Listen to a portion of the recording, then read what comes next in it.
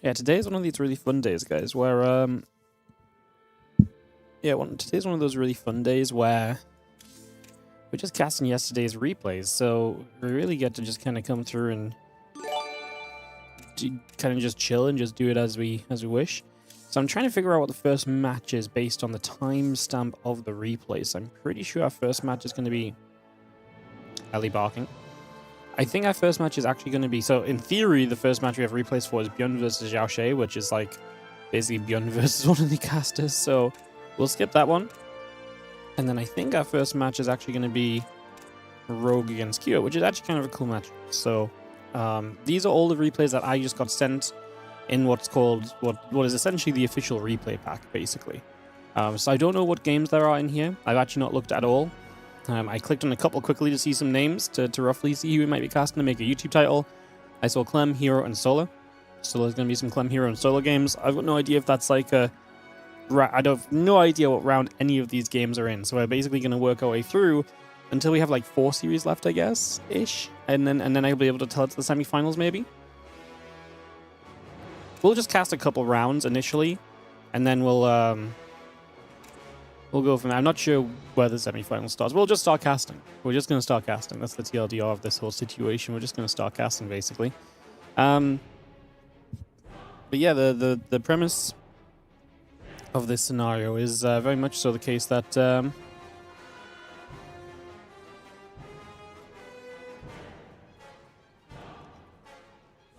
I wasn't here yesterday. I won't be here next Wednesday either. But that's... So basically, I'm going to miss yesterday's Kung Fu. I won't be here next Wednesday, but I actually don't have a way to catch up on next Wednesday's Kung Fu Cup, unfortunately. So let's hope the games aren't very good. But yeah, real talk, we're going to be working our way through. Obviously, the last few days, the last week or so, I've been actually kind of chilling, not casting much, but this marks the start of pretty much the rest of my April. Is got big letters on it on every single day. Now, a couple of those are not streaming. For example, the 24th and 29th of April are not streaming-based letters on my calendar, but most of them are. So I'm casting today, 10, 11, 12, 13, 14, 15. Well, let's actually do it like this. 1, 2, 3, 4, 5, 6. Then I'm taking the 15th off, yes. So I'm doing 6 days, 1 day off, and then 1, 2, 3, 4, 5, 6, 7, 8. 1 day off. 1, 2, 3, yeah. So yeah, we're basically casting every day the rest of April, apart from like 2 or 3 days. So we're pretty much just going to be going pretty big.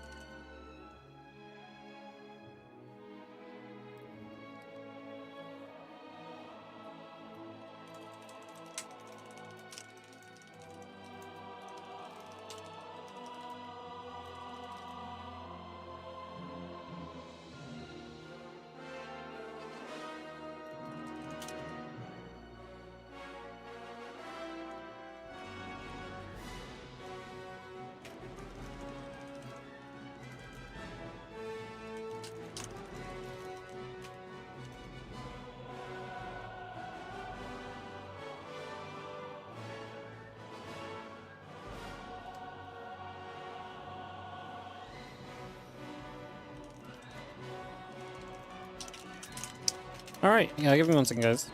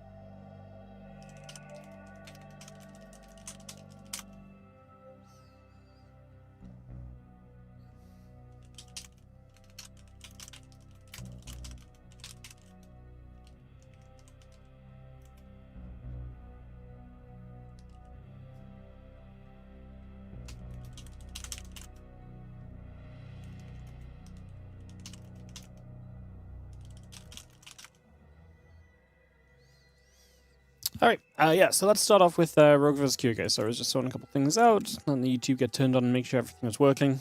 Yeah, let's do this. Let's start off with Rogue vs. Q and just get into it, basically. That's the TLDR.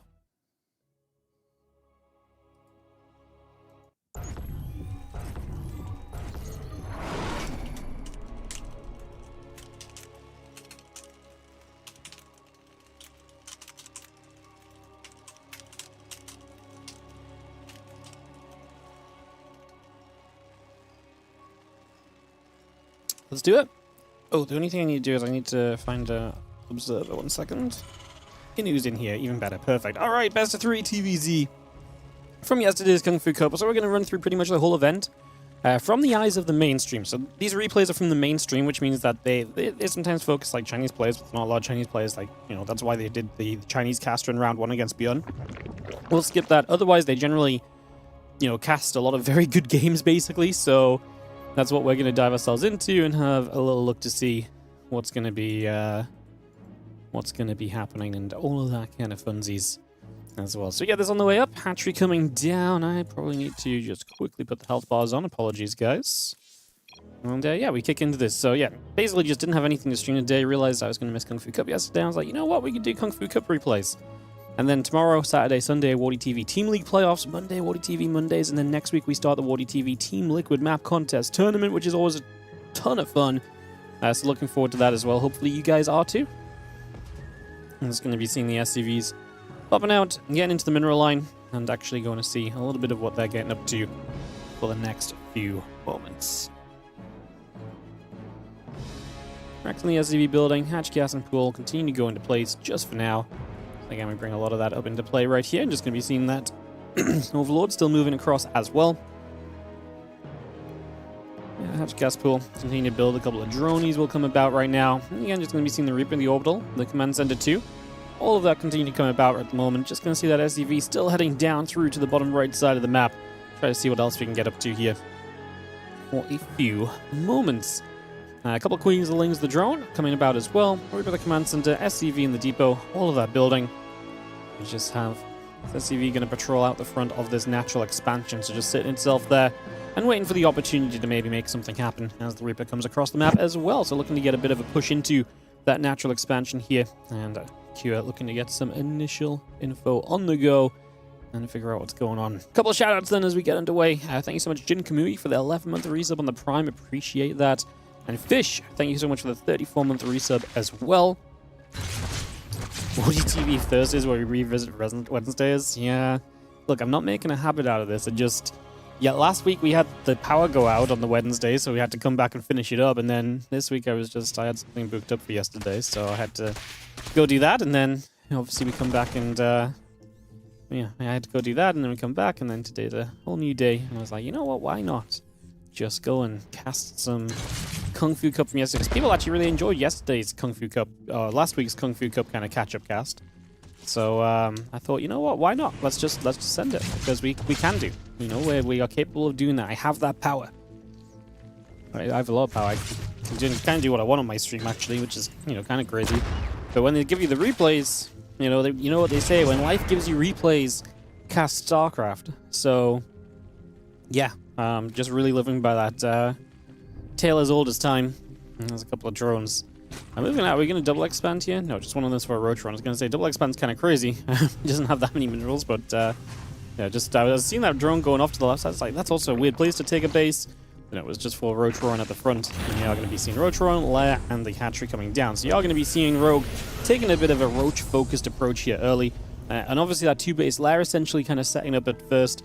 Kind of scary for Cure because you know that there's kind of the possibility of aggression, and then you're living in a meta where, you know, fast mutalisks are something of a possibility as well. So fast mutas are also a possibility. That's something else you got to kind of keep track of and think on too. So there's just a few things going on that you got to, like I say, really kind of keep your eyes on and not let get too far away from you in the grand scheme of things. I'm just going to see that Banshee, a couple of Marines still coming about. The Orbital and the Barracks still building through. Continue to get that going just for now. Yeah, the road speed started up. It's just going to be bringing that over here. And the factory going to move off over to the sides, drop itself down just over on that edge, and yeah, relocate itself for a few moments. Just going to move that over, switch that along. just for now. And try and figure out what else we want to do next as the Overseer escapes out over to that left-hand side. So the Overseer escaping away, pulling out of here for the moment. Again, that Banshee is making its way on the map. You don't want to get too aggressive with the Banshee because you want to keep it alive in case roaches get aggressive. So it's kind of this weird one. You've also only built one Banshee, so it's not like ideal at harassing, but then you also kind of attempted to see what's up. So kind of got to just, like I say, let's be careful with this Banshee, because I feel like having a Banshee up against roaches is generally going to be a very good thing. That's generally going to be a big positive. So we'll see if that's something we can actually maybe make use of. If we, like I say, I'll just careful with this Banshee scout for 4th. Maybe put some damage on it. Just don't go diving into mineral lines. Don't go grabbing that extra drone for the sake of like, hey, one more drone kill, because more than likely that Banshee is going to provide more than what a single drone kill is going to provide you in, in retrospect. So yeah, be kind of careful on that one. People claim time travel doesn't exist, but Wardy's channel proves otherwise. Some days you just gotta do games from the other days, What did I say about this Banshee? Let's not just go diving too far for no reason. Like, yeah, come on. What we're doing? What are we doing? Just gonna be seeing the Marine gonna be there. Overseer gonna get chased away.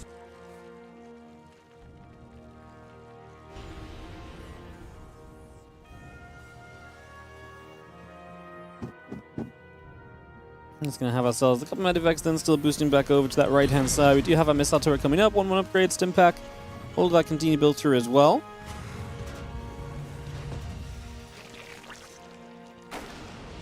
Just going to be seeing those few Marines unloading. A couple of Ravagers morphing in. We get another Creep Tumor pushing forward. We're ready to take a stim at this. Creep will go down. Just going to be seeing the hatchery, the target. We cancel the Ravagers, which is smart, because if those Ravagers finish, then Kyo just picks up 2 very expensive Ravagers basically for free.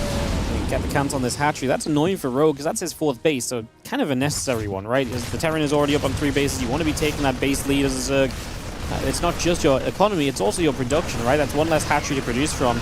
Not as impactful when you're playing kind of roaches because you're not as lava intensive as like a Ling Bane style, but obviously still a negative here in the grand scheme of things. As you're going to see that medevac boosting back up the right side and just nipping out of there for a couple of moments.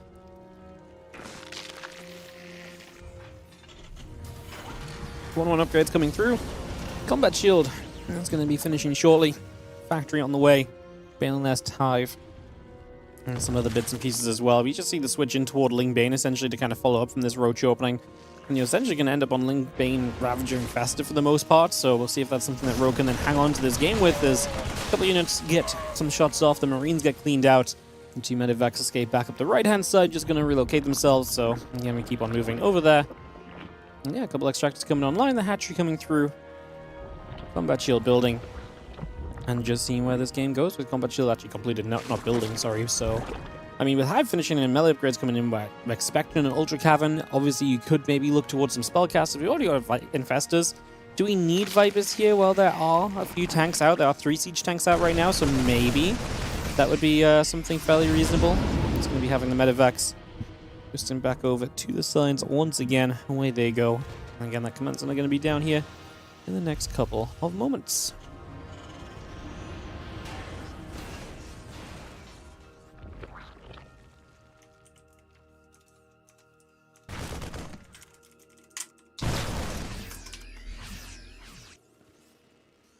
Things going to counterattack. Just going to get a catch on the command center. Just going to take that down. SCV is going to be in trouble. Great counterattack by Rogue. It's his Cure is at his absolute weakest back at home. His Bioforce maybe has a chance, yeah. As long as we don't let it get surrounded, it probably has a good chance to deal with this. Oh, look at the catch in the middle of the map, though. The fungal growths go crazy. The only thing that's missing is maybe 20 lasers to actually just really tank for these roaches. It doesn't matter, actually. This is just such a good fight for Rogue, and now he'll chase this down. Man, even the medevacs got beaten up. One single low HP medevac escaping out of here. My goodness. You'll just see the rest of the Lings running through. Valiant's going to pull back. Medevac's unloading again. Another Wood of Mine getting settled. I'm just going to see ourselves the Queen. Continue to build through. A bit more bio. Just going to come between the natural and 3rd base. And just going to be having the little Changeling stepping through as well. 2-2 upgrades, a vehicle weapon upgrade, all coming by. Marine Marauder Medevac. Couple of mines coming online. And Overseer still just chilling up in the skies too. Keep an eye on things as Rogue definitely taking control of this game. With Ultras popping, he might just get to Ultras and just send it. You know, 1 or 2 you know, 1 or 2 pushes with ultras here where Kira is still on the back foot from that previous fight could absolutely be devastating. So it's probably not going to take much to really set us off there.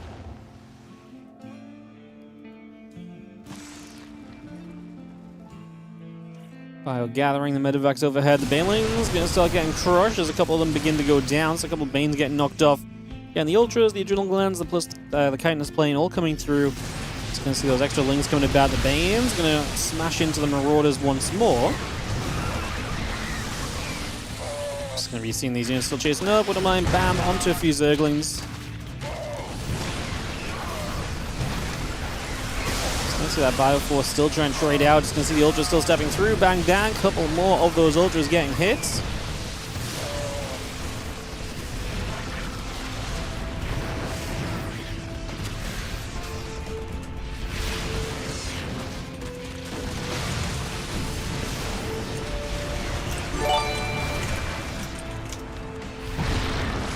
Not a bad push at all for herO, just softening up the defenses and obviously just putting Kira into that rough position where it's going to come to another wave of this in the very near future.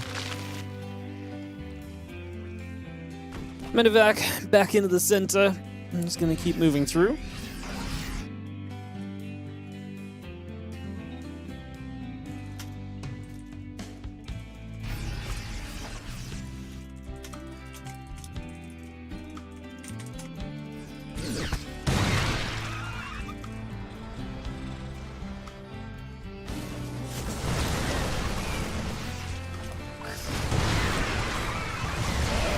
Ultras is going to dive through, just going to be seeing the push into this. The Banes are going to come across as well. The Road Ravager definitely getting there. The Banes still pushing in. Rogue with another send on this army. The tank in a little bit of trouble, maybe. We do, again, maybe just lack a few extra units to kind of finish this off as Rogue, but still very good. Bam, bam. Couple of Widow Mines just going to come through. The rest of the Ling's going to get up there. Just going to be seeing the rest of the Ling Ravager Ultra going to get through. A couple more Lings going to go onto the Marauders for a couple of moments. Lip sieging. Ultra's going to take a bit more damage. We are going to be seeing the tank and the Marauder continue to fire it up. Ultra going down. The rest of the Lings getting blasted. We do see more Lings and Infestors through the middle of the map, just pulling back a little bit as well. Just going to be having ourselves 3 upgrades. Marine Marauder, Tank, Liberator, all producing through that CC. Just up in the skies. Yeah, Ultra's still building. Lings and the Banes coming up. So the Widow Mine just hits one single Ling, and those couple of libs will siege once again.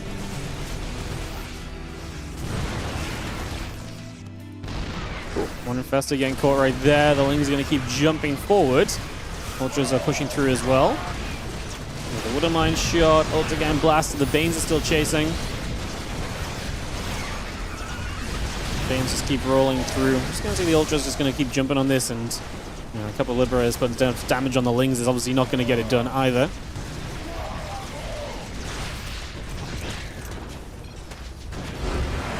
GG's, we're all going to take game 1.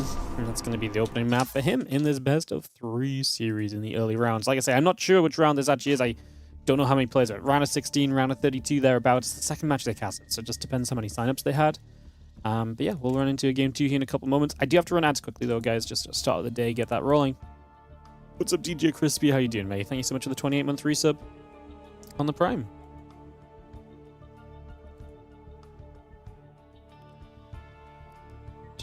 Boom, boom.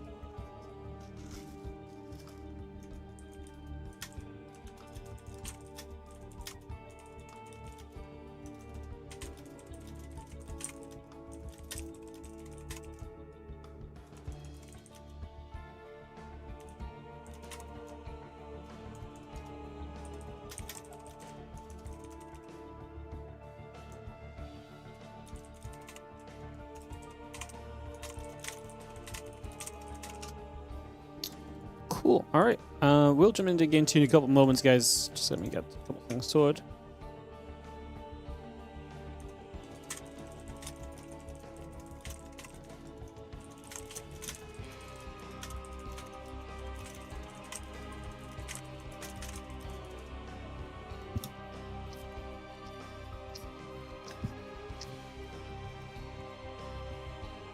Cool. Did I get a haircut? Yeah. I did get a haircut.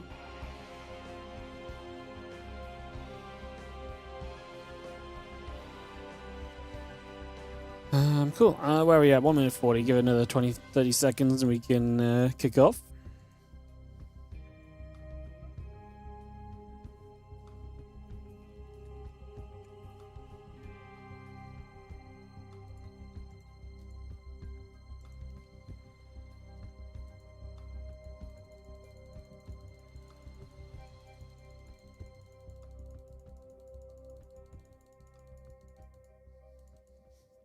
All right, let's do it. Let's jump into Title Citadel for game number 2. All right, let's get this started, guys. Thanks for joining us as we go through some Kung Fu Cup replays. We're gonna dive in and yeah, cast a little extra. Let's send it.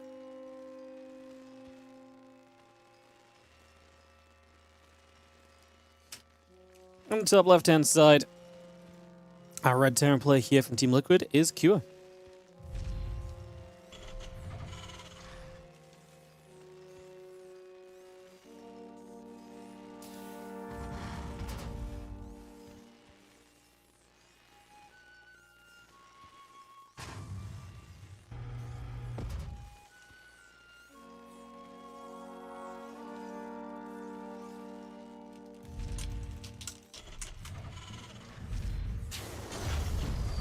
Alright, so Rogue is obviously up by a map. Get into this game number 2 and see what we head into. As we actually are going to proxy hatch for game number 2. So Rogue getting that first game, going to come proxy hatching it up for game number 2 now. Get that on the way. I'm just going to be seeing the racks and the gas coming down, hatching a couple drones. Come up as well here just for the moment. Get this on the way through. Get that started off for the next little bit of time. Extractor comes into place, and we're going to get a spawning pool in the back as well.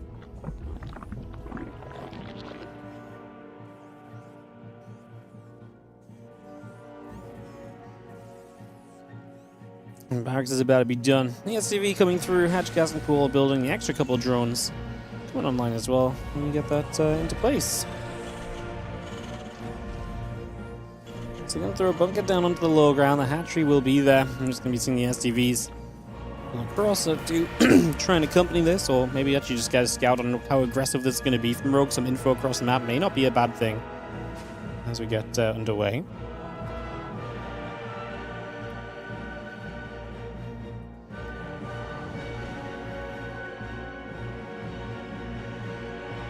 There's extra hatchery coming up, so Rogue just finally expanding back at home too.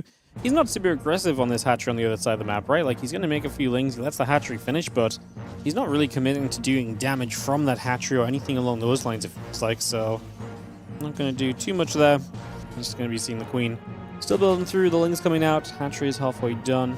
A few lings are going to step in, the SCV into the main, and we just continue by the couple lings. Gonna get up that ramp, Marines will fire, and that ling does get the Marine just about in time on that one. So able to get that grab. Actually, we're still, okay, we're kind of committed more than I thought we would. Building a spine crawler here. It's kind of wild though, like, yeah, we pop a Queen out, we're gonna get a spine, what, we're gonna just try and break through this bunker? And then do what though? Like, what becomes our plan at that point? Marine's going to be there. A couple of spines are setting up once again. Oh, good block actually with the lings. Really good block. Oh, Rogue. He didn't stop. That would have been a cool highlight if he actually killed all the Marines from it, but they did get back in the bunker. I just don't see us killing the bunker even. I mean, maybe we do kill the bunker, but it's going to be such a slow affair that...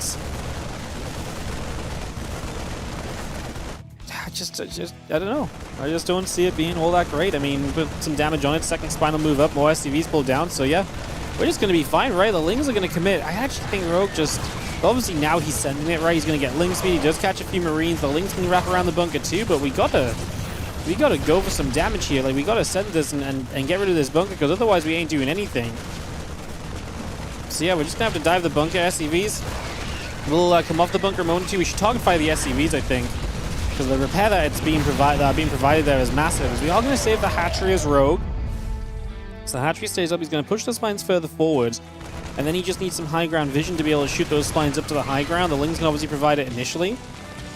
There's about to be a Cyclone, though, and that's very annoying because Cyclone can lock on and then back up out of reach and then obviously just consistently deal damage to the Spinecrawler. You're not going to get into the base, so that's not going to happen. Rogue is just now droning behind it, and he's actually going to lose this Spine as well. Doesn't even pull it away.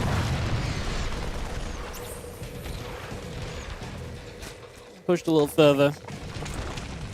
Back with that Spine. And we do have ourselves the second Spine coming up. Starport on the way through. Marines and the SCVs. The Siege Tank still building.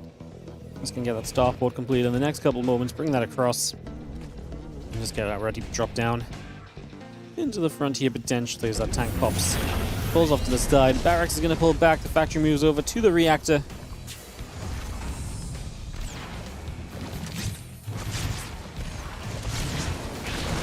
Wings just going to be jumping onto the Cyclone, going to be able to get it. The Queen goes down as well. Another nice tank shot is going to hit onto a bunch of the Lings. I just don't think this is good enough anymore from Rogue. I actually feel like he had a good setup, but he really needed to commit less afterwards. Like, I actually feel like he put himself in a good place. He just needed to step back a little bit, you know, and maybe not go as hard as he did. This one feels as though he's in a bit of... I mean, he's building a Roach Roar now, so he's going to try and go Roaches. But what, Roaches at home and run them across the map? There's already a siege tank here. These spine crawlers are no longer going to be able to stick around, so they just have to leave. And now there's a Banshee out, which is really just like a get out of the game unit at this point to Rogue. If he sees the Banshee, he might just leave the game. Because, okay, well, he's definitely going to leave the game if he's diving the Lings onto this army, because that's just way too much, and it is going to be GG's. Here's going to tie us up 1-1 in this opening matchup. And we're going to get a full 3-game series on the way here very soon. Our third map is going to be Ruby Rock. So we'll get Ruby Rock on the go. We'll just go straight into Ruby Rock and get into this and see what we can do. Let's get it started.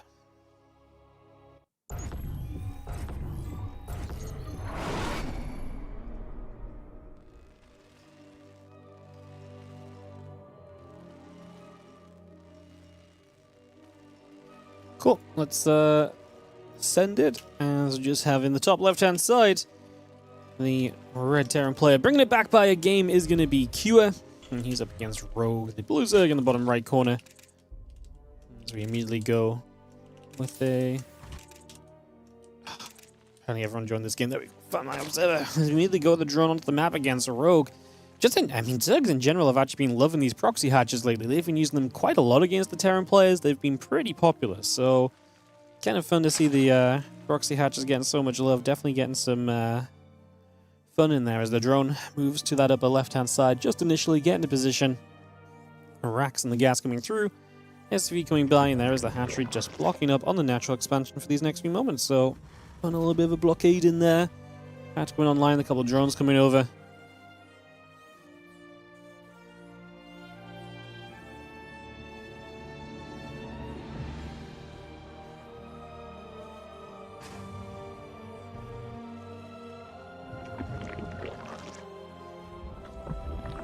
Hatch, gas pool, all coming about, so again we get that settled into place just for a couple moments.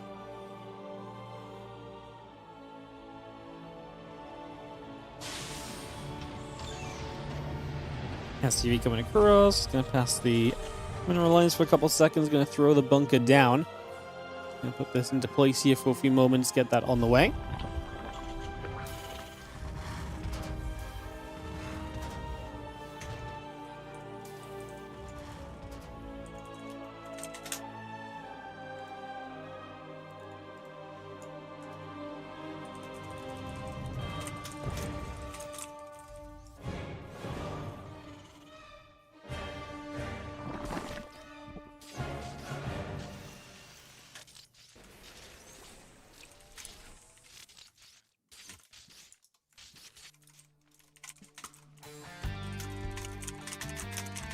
Alright, so the feelings, link speed coming up. A couple of Marines on the way, command center, the factory old building, a couple things going to step over. The Marines are going to be there, ready to jump into the bunker as well in the next few moments. Those things are going to gather back around. A few Marines are going to hit this hatchery. Hatchery going to be taking some damage, so a little bit of damage here. A few shots coming through just for the moment. And the SCV and the Marines. And gathering about. Queen going to drop a creep tumor down. And speed is about halfway done.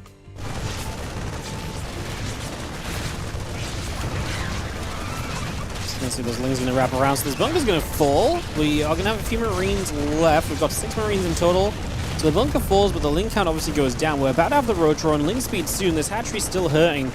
Can we get rid of this hatchery? The hatchery obviously provides nearby reinforcements. The ling speed, I just don't think it's done in time to save the hatchery. We actually moved to the high ground, though. Q is not sure about the timing of it. Let's just pull back up for a few moments. The factory going to drop back down. Queen taking a few more shots of damage.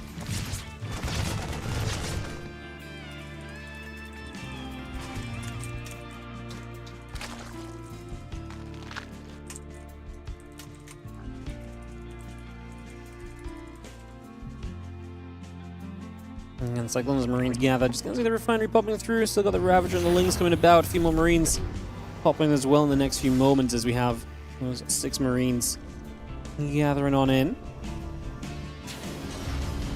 Got the Marines with Cyclone on the way. Just gonna have a couple of depots also going into place. The Starport gonna drop down into a tech lab. Just gonna see that Cyclone locking on. Overlord will get caught. Lings is going to go running up here and actually going to get a bit of a catch on these units, so we are going to be seeing the Marines getting caught pretty quickly. Now we can Ravager bile the bunker, and now comes the hard part of actually just breaking through this position, right? So this part becomes a lot more difficult right now. The Banshee, the Hellions, the Cloaking all still gathering up. A couple SCVs still on the way through. Additional Lings building by. Corrosive Biles.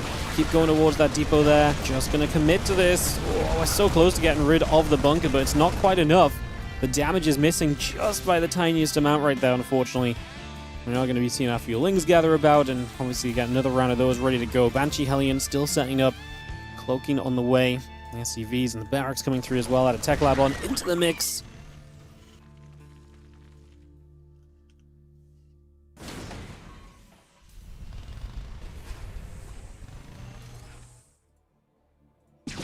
Well, one Banshee flies over. Just going to be seeing the hatchery, taking a few shots of damage, and we do have a chance to start picking this off. This kind of, like I say, once the same as the last game, kind of puts so much pressure on you as the as the Zerg in this scenario, because you just don't have a way to deal with this Banshee. So what? You just have to dive forward and just hope the Banshee doesn't kill you before you're done dealing damage. This doesn't look good for Rogue at all.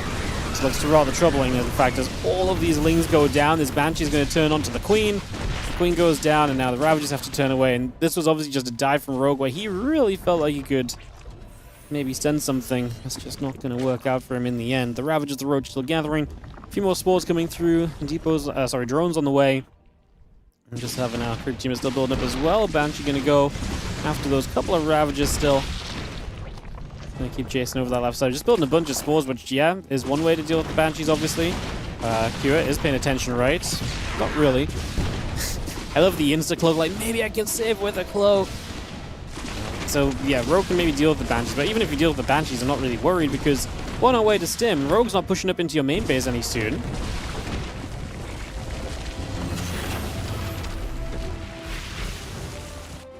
There's going to be seeing those few Hellions backing around once again here. Going to relocate themselves for a couple moments.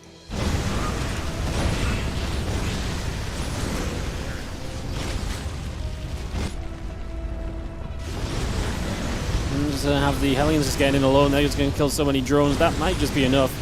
I'm just going to be seeing the Wings running forwards.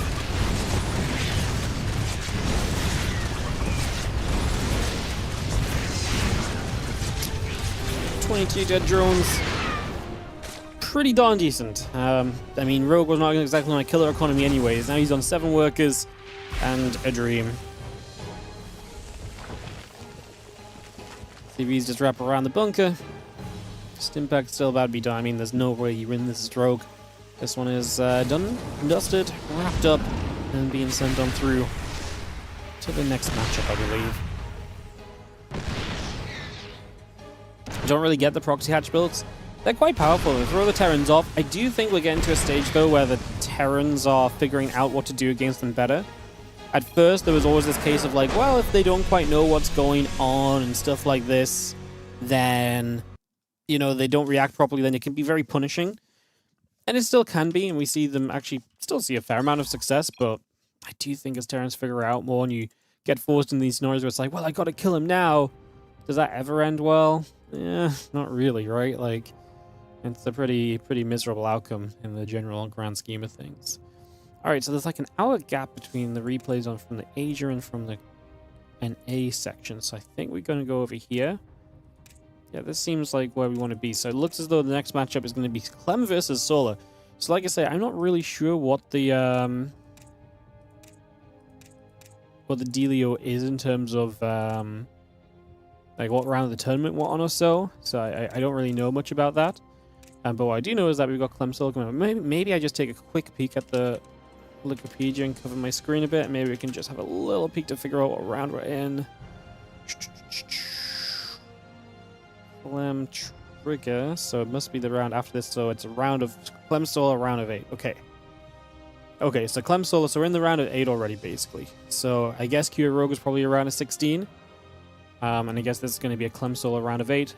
Quarterfinal, best of 3 coming up, and then we'll... I can guess we maybe go semifinals after this, but maybe not. Maybe we go, maybe there's another quarterfinal. Like I say, I'm not sure because I didn't see the games yesterday, so I'm just trying to figure out. So yeah, Clem Solar will be quarterfinals, and we'll just see what comes after that. I guess we know the next Clem matchup will be a semifinal at least, so there's some info. So yeah, we'll give it about a minute for some ads, guys, and we'll get ready to go into Clem Solar, which is actually a very fun matchup, very back and forth. I'm excited to see what they bring us.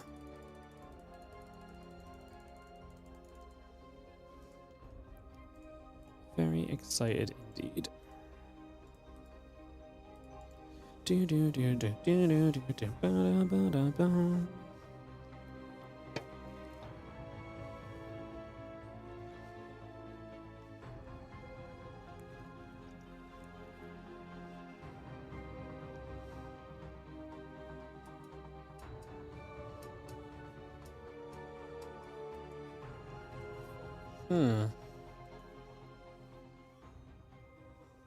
Alright, yeah, we'll take a couple moments, like I say, about 30 seconds, and we'll kick in to some quarterfinal action from yesterday's Kung Fu Cup. Very, very exciting.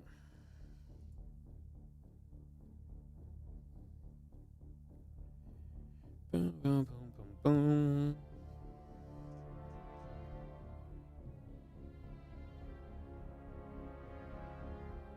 Ba-da-ba-da-ba.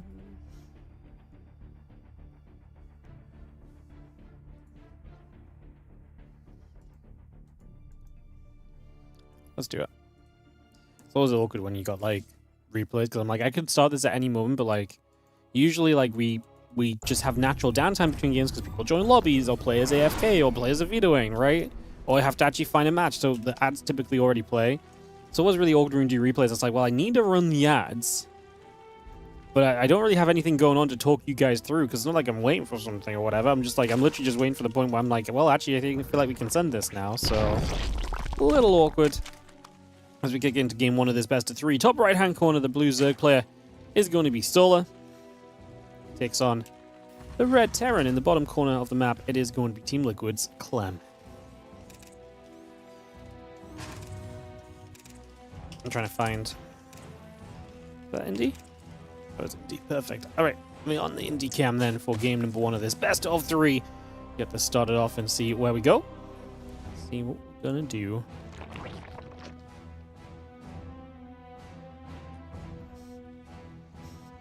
Gonna hatch down onto the natural, couple of drones still building by just for a few moments. Just getting set up here for a little bit as the command center comes down. The SCV's building. Again, hatching a couple of drones coming about right now, so I'm continuing to give that all the way through. Just for now, see where we can get to.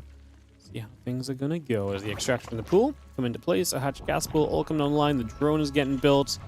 Barracks and the command center coming online as well, so we're just bringing a lot of that into play just initially, get this all started, see where we're going, see what we can find for ourselves in the next little bit of time.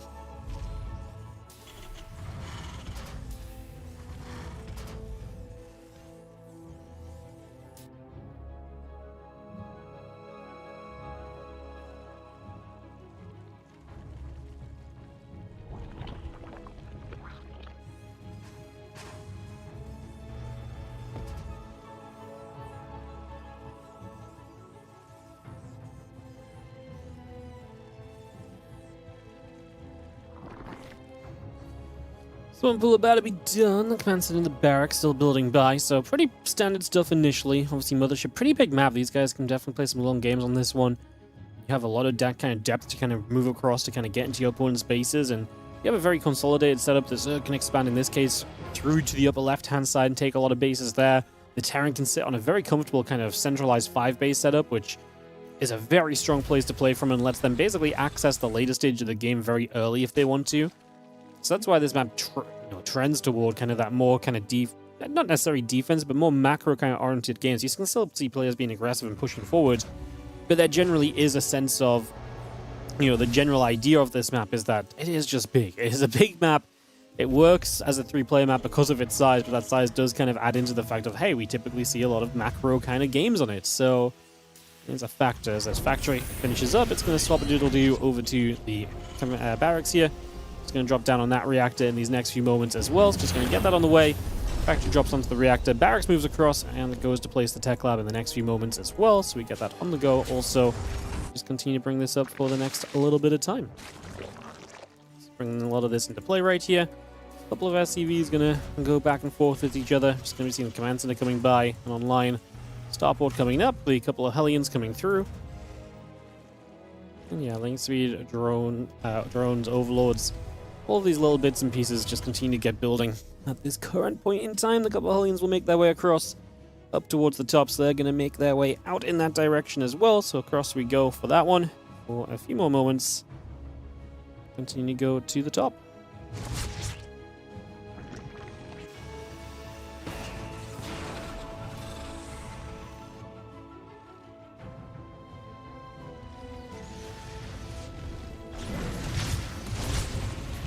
Couple of Queen's gonna get that. Just gonna see those Hellions turned around.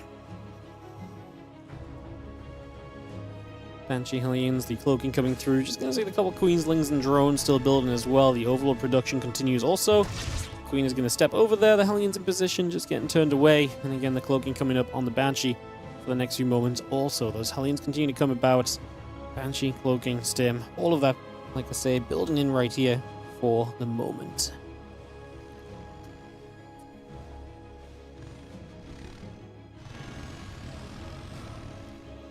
Hellions will step by, the Banshee coming over.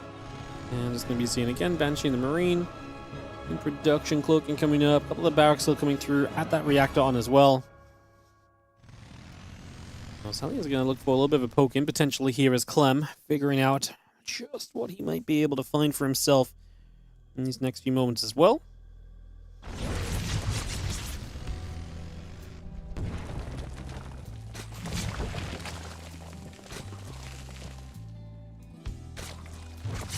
Banshee deflection good, Hellion deflection good as well. So far, Solo doing a great job of just ensuring that nothing's going to get out of hand here or out of control. Making sure these early units of Clem are finding minimal amounts, although these Queens step too far forward. The Banshee from the other side, that's enough damage to take one Queen down. There's a very fine line between having a comfortable defense and suddenly not having enough to really work with, right? So you got to be careful. Moments like this where you actually end up losing a chunk of units for not really much reason. It definitely can be a bit of a shame as the Banshee going to get chased. Queens get underneath. Just going to be seeing one Banshee going down. The second Banshee chased as well for the next couple moments as well. We'll just continue on over. Just going to see those Hellions still poking about. Drones still taking a little bit of damage.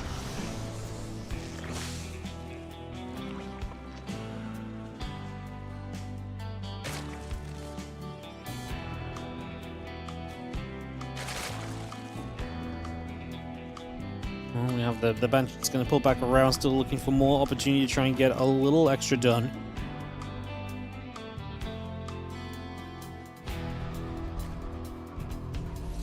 Let's try and find a little extra then. Just going to see those Lings are going to run over. Just going to be seeing the Queen's going to be there. The Hellions get chased. And we get them pushed right up into that corner. And again, get chased out of there for a couple moments. On we continue.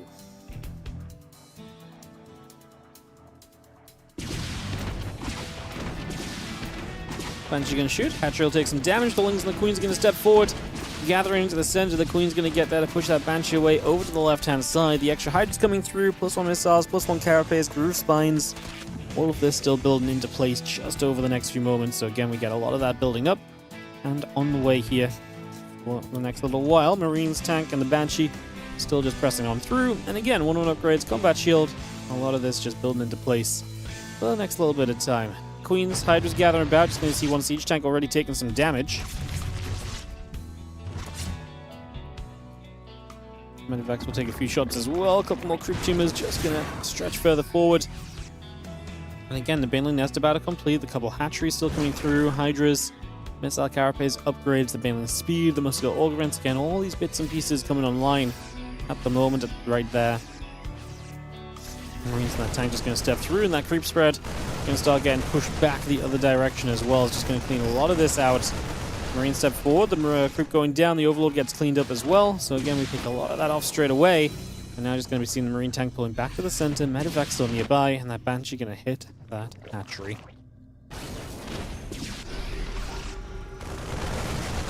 Marine step up, and again, get rid of a little bit more creep here, so a bit more creep going down already. Queens are going to be there, chase the Banshee away, and we do have the Hydras, the Lings, and the Banes gathering back through for the moment. Just seeing this army of Clem still pushing up through the center. The Marines are going to step forward once more.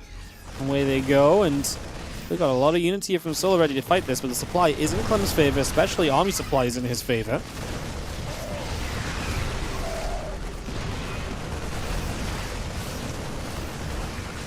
Just going to see those Lings still chasing in, the Hydras, the Banes looking to get finished. These Banes don't have Bane speed still, which is just disastrous. Not a single Baneling connects effectively here at all. And that is the writing on the wall already. Those tanks are going to keep layering the damage onto these Hydras, and if these Hydras keep dropping, well, yeah, then everything else is just going to be coming in quick succession. GG says Solar. Clem takes game 1 of this BO3 and just gets it done rather easily there. Just this push, powerful, strong, and Solar not finding a way to work around it or anything along those lines, unfortunately. So Clem able to take an opening map, and we'll go to Old Republic for map 2 here in a second, get this started, and kick into a game number 2 of this best of 3 quarterfinal matchup.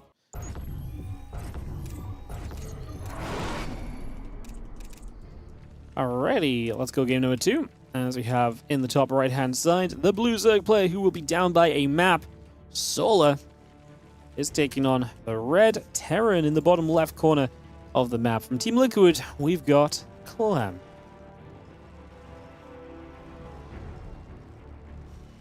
Game 2 of this BO3 as we get this up and running.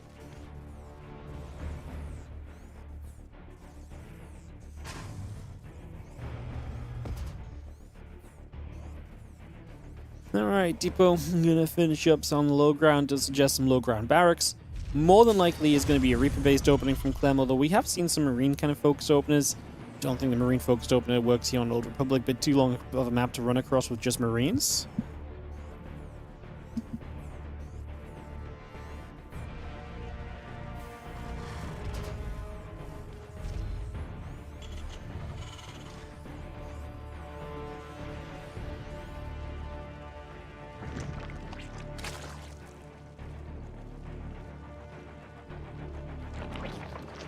I'm gonna see the hatch gas pool still coming about, a couple of barracks still coming into play as well.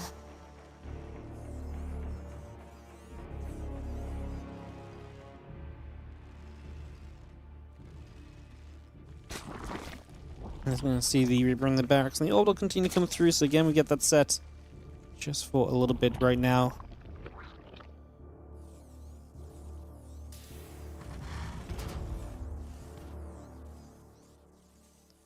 I see that barracks continue to come across here for a little bit. You're just going to be seeing the Reaper still producing through. And it's going to be 2 at a time. So we get those on the go when we get this started.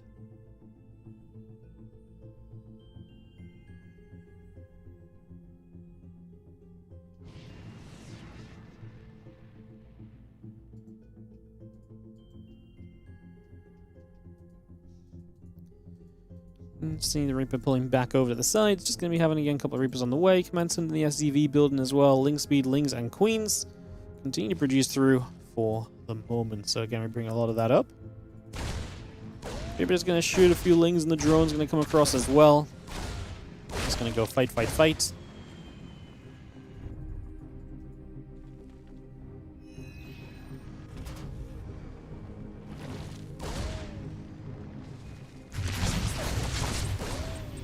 Got ourselves the Reaper's just going to start a trade then with the Queen. I mean, we'll see what we can do. Obviously, if you can get yourself a chance to pick up a Queen, then great, but shouldn't really happen. Second Queen shows up, is going to make a good bit of the defense on that.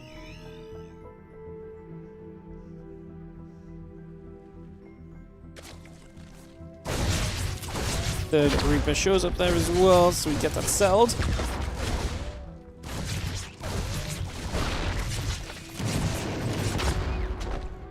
Wings, Reapers, I'm gonna try and dance. We actually end up losing one Reaper so far, but we...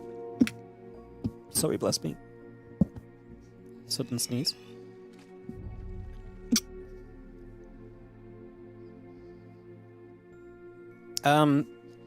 Yeah, you lose a Reaper. Yeah, you get a Queen kill. I don't think Clem is too upset about this. Still has a couple of Reapers to help him out. As you are going to see those Reapers just coming back through. SCV moving back and forth, and the Lings running across the other side now. Try and see what else we can try and get for ourselves.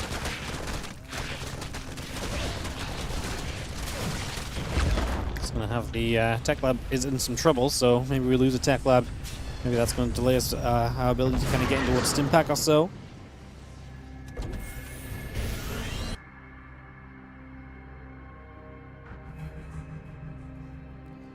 Things get back up to the top.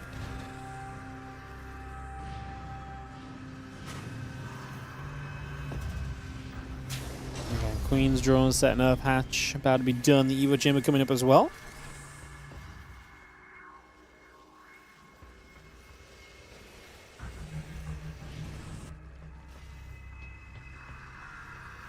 Okay, so those Marines still popping. Like I said, there's that Stim, has to get the Tech Lab reset, but we do so and we're able to get Stim started now. 2 Reapers and 2 Hellions will be on the map initially, but it'll be a little while before we get that Marine count up to really utilize the Stim or so. What could swap to a reactor and get a couple of Medivacs out, mind you, and maybe team up in time to make some kind of a Stim attack happen. We'll see what happens there. There's a few more lava end up popping through as well for the moment. Just gonna see the Reapers and Hellions are back around over toward the third base to see what else is going on. Couple of shots coming through. Reapers and the Hellions taking some damage. Again, Banshee, Marines, the Stim, all coming through. The engineering base still coming up. The refinery production continuing as well. So let's bring a lot more of this into play at the moment here. Queen's going to be there, pushing these Hellions and these Reapers back a little bit as well. You've seen a little grenade or two coming down, still chasing those Queens. And Queens end up taking a fair amount of the damage. Nothing too crazy. Like I say, there's the Medivacs now on the way out from Clem, and he is going to follow this up with that Stim Pack obviously finishing, so we will get a bit of a Marine drop here soon.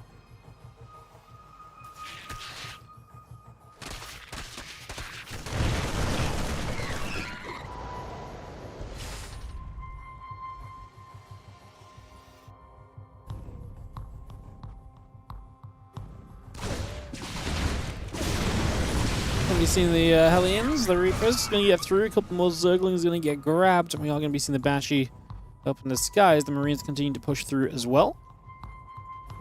That's going to be the first shove from Clem. He has a lot of army supply. Is Solar in trouble? No upgrade, no Banelings. This feels very bad because the Hellions are also going to help a lot against those Lings. A couple of transfusions to buy time on the Queens. A lot more Lings on the way out. But if we're just losing everything until those Lings arrive, it's not pretty, and a bunch of Lings are going to kind of run straight out into this troubling area anyway. Like I say, the Hellions would love to maybe deal with the Lings, but it doesn't even really matter. This is just a walkover. Solar just going to get absolutely stumped in this best of 3. Jesus, this was kind of brutal, no? Clem just straight into the round of, into the semifinals from that. Crazy. Alright, I think we go back to the Asian server games for the next one, which is apparently going to be Shin against herO. Perfect, Shin against herO. So this is a round of 4 matchup, I think. So I think we actually just have round of 4. We're just semi-finals already, yeah. So we're just going to be round of 4 finals. So yeah, it's actually going to be maybe a short stream, I guess. But yeah, we'll go into Shin versus herO next. I'll just run some ads and we can get this going. Can we find the replays or download them somewhere? If you're in the Kung Fu Cup caster Discord, then yes. But I do not believe they get released publicly.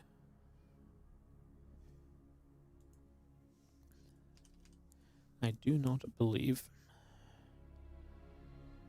Some of the streamers, like, if, for example, if I cast the games, they probably end up in my replay packs, but These ones won't because I download them separately. But they don't stop us giving out the replays, but like no one's specifically going out and being like, hey guys, here's today's Kung Fu Cup replays, because that's kind of against the vibe.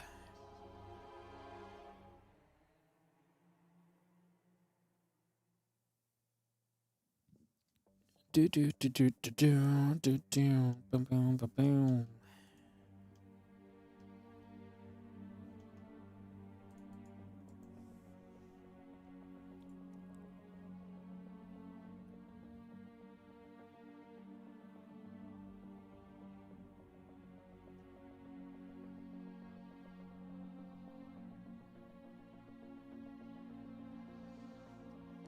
Do do do do do.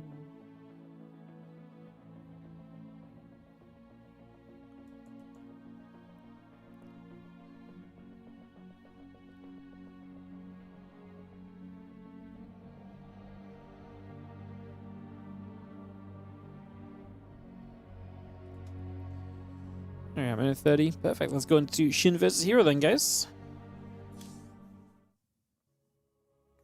Alright, let's jump into our next game. Give me 1 sec. Yeah, just find the obs I want to be on first. And I don't have to worry about doing that with the screen up. Hey, what's up, Gromald? How you doing? Thank you so much for the 55-month resub on the Prime. Appreciate you as always, man. Thank you so much for supporting. Thank you so much for subbing up, priming away. Thank you.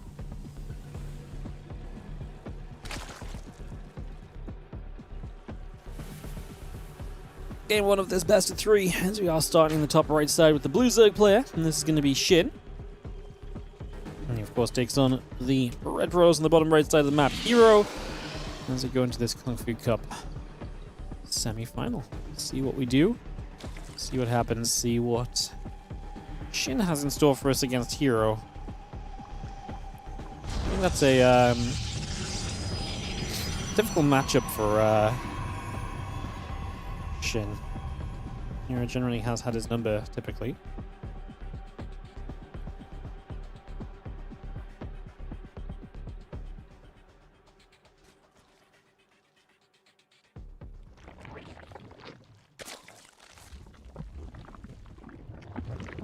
As you guys cool, no surprising plays here just yet as we start off in the first few moments.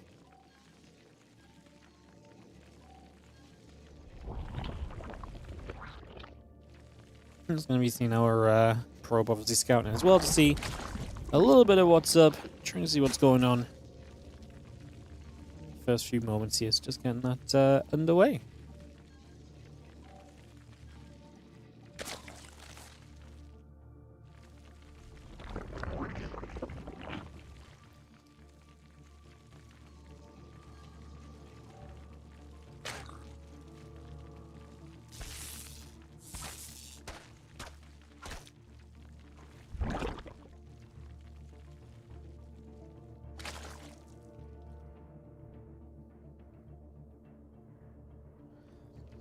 Pulls back. I'm going to just get an Nexus downside before coming through. So just some scouting being done. A couple of lings on the way out, the queens as well. Everything looking pretty reasonable for the moment.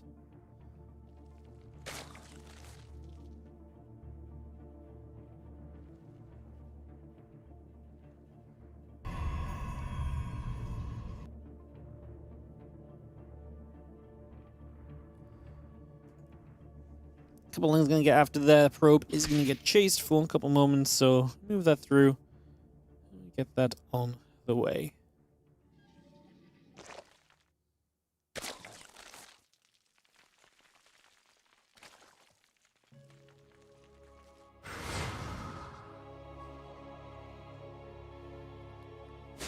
So we've seen the Untapped is going to go for a little bit of a shade then, so we're just going to start poking across the map. No surprise to see the Stargate coming on initially, right? We seen that Oracle coming through. Things very regular from herO, which is surprising. herO's one of herO's strengths basically is that obviously that early game is so good of his. That's why getting into ZVPs against him is really, really tough because he's so good at playing that He's so good at playing that kind of like early game PvZ and just getting the lead early, so he gets so many advantages, puts himself into really good positions.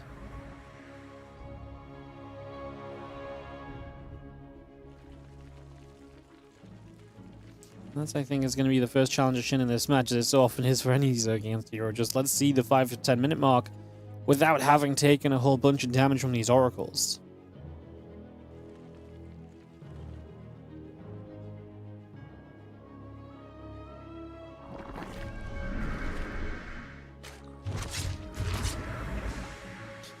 Drones on the way. Queen coming over. Just going to see the Oracle. Production continues for now, so we're going to get at least 3 Oracles on the map. So we're going to get those all going here.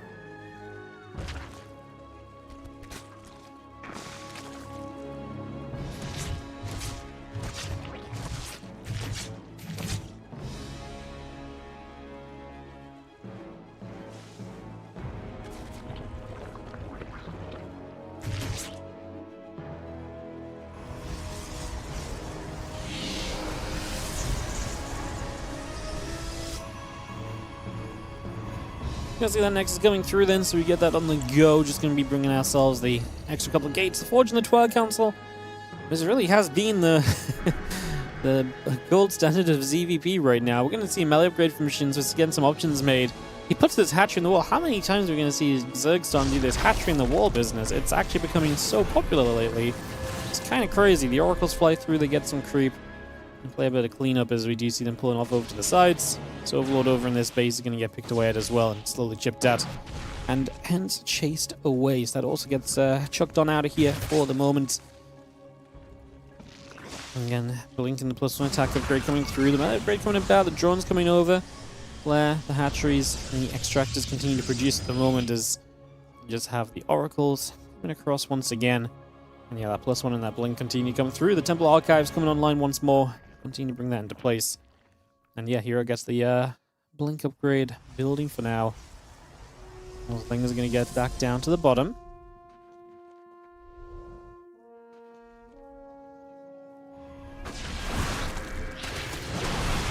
Got about 12 drones on the way through. And again, the Queen and the melee upgrade still building by. The Oracle will activate. A few Zerglings still getting picked away at as well.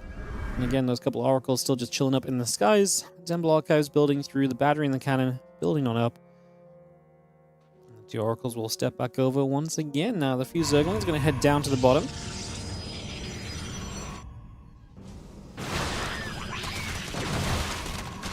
And again, a little bit of a catch on this. These few adepts in the stalkers getting caught. The oracle's going to activate. We killed actually a bunch of those lings already, so a bunch of Zerglings taking damage right off the bat. Let's do just have the, again, infestation bit and Hydra Den building through too.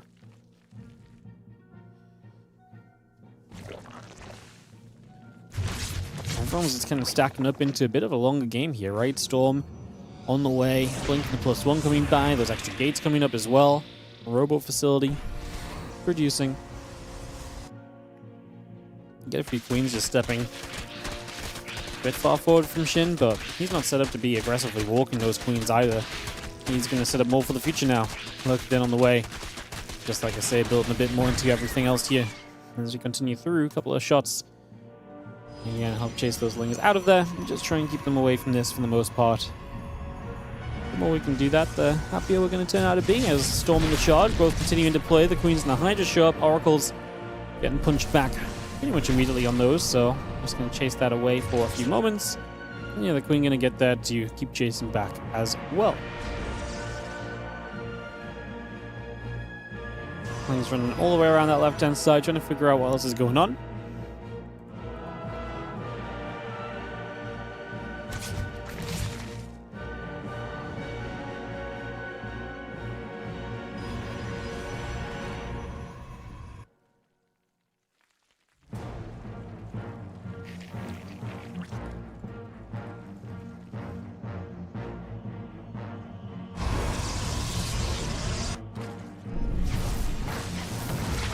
Oracle's activating, a couple creep teams going down. The Hydra's going to step straight through here. Now going to have those lurkers coming up as well. So as those lurkers take to the stage, Shin's going to be pretty well set up tech-wise. See how well he can follow through on this as the Hydras get there. The Oracles get turned back around. Just getting pushed back over in this direction at the moment.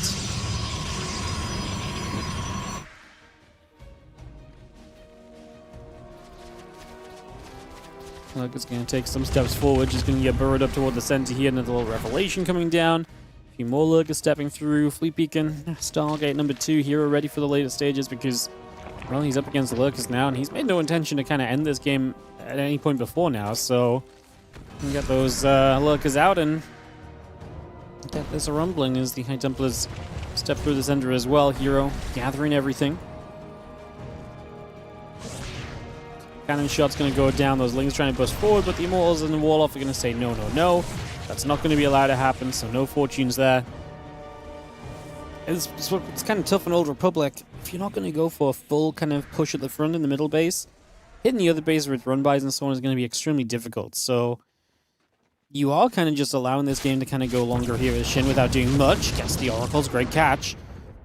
But at the same time, it's just kind of how this map plays, and it's not bad for him to have played into this later stage of the game. We'll see what he does now, because now he's starting to really push around with the rest of this army.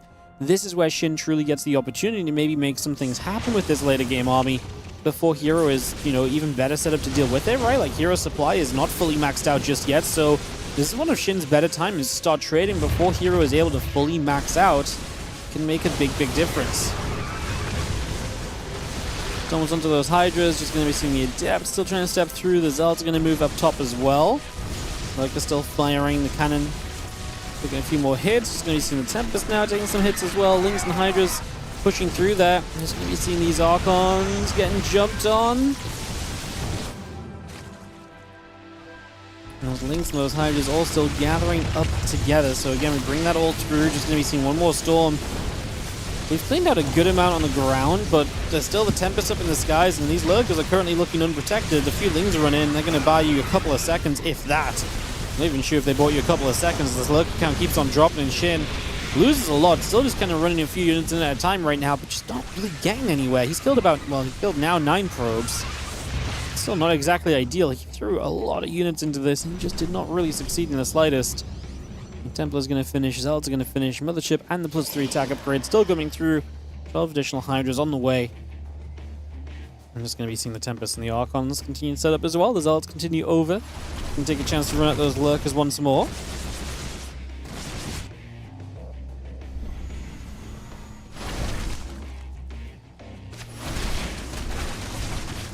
Gonna see the Zealots coming around. Just gonna see the couple of Hydras gonna be there. Just gonna be seeing the Zealots actually move commanding for a moment or two. May give us a chance to kind of deal with this.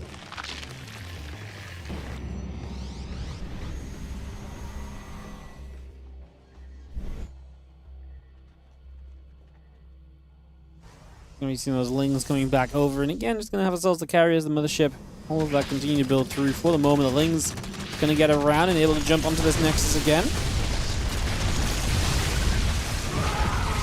Continue to come back over again. Just going to be seeing the Archons, Immortals, and the High Templars gathering through.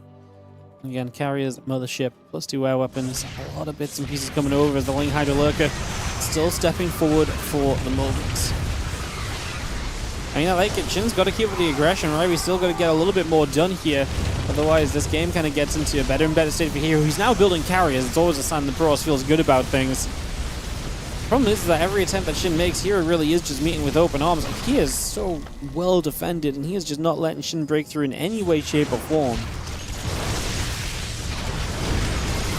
Almost feels as though,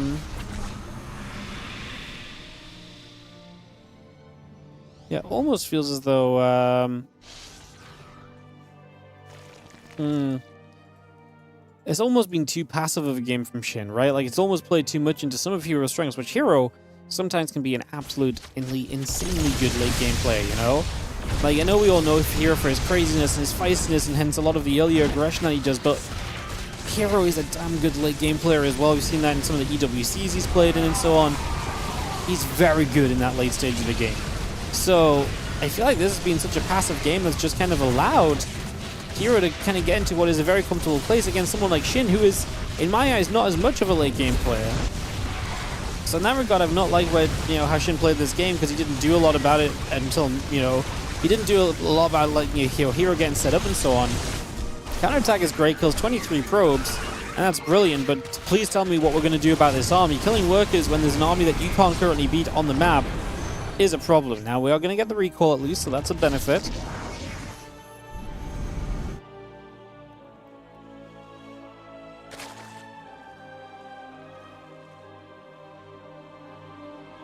And we see the Tempest still coming through. A few Cryptists on the way through as well.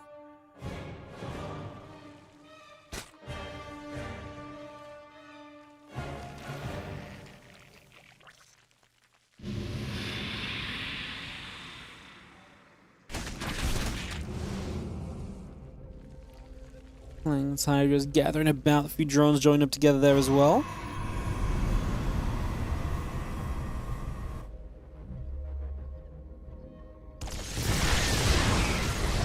Feelings and Nick just gonna get grabbed.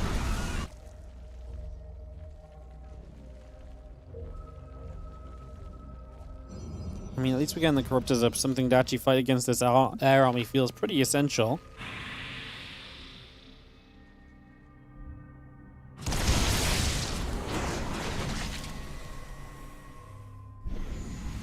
And you've seen this army still gathering through. And just take a couple of moments here.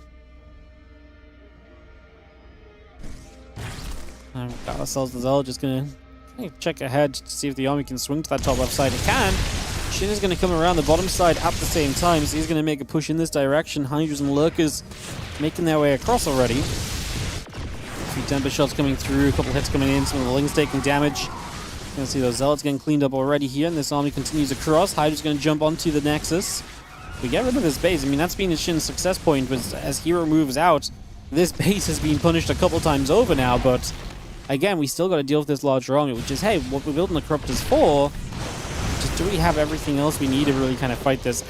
Just, Hydras at this point in the game just feel so flimsy. They die so easily, they just don't get a chance to really show the true power of the Hydra, you know?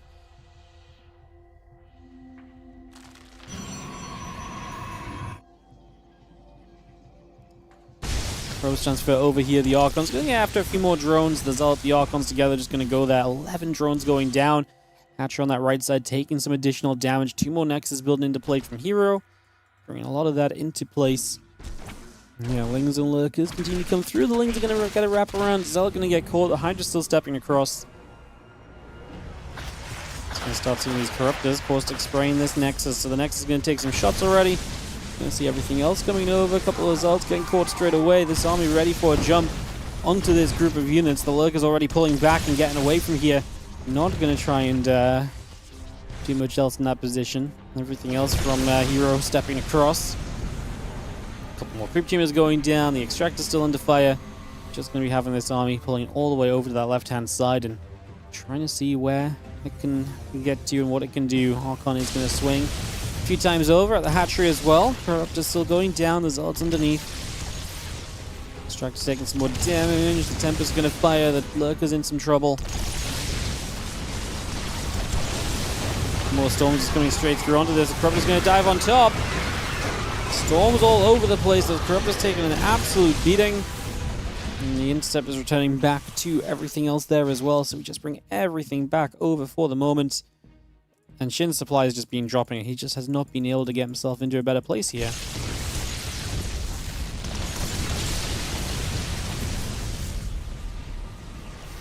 Yeah, at this point I'm not sure what you really, like I say, do as Shin to really improve this scenario, no?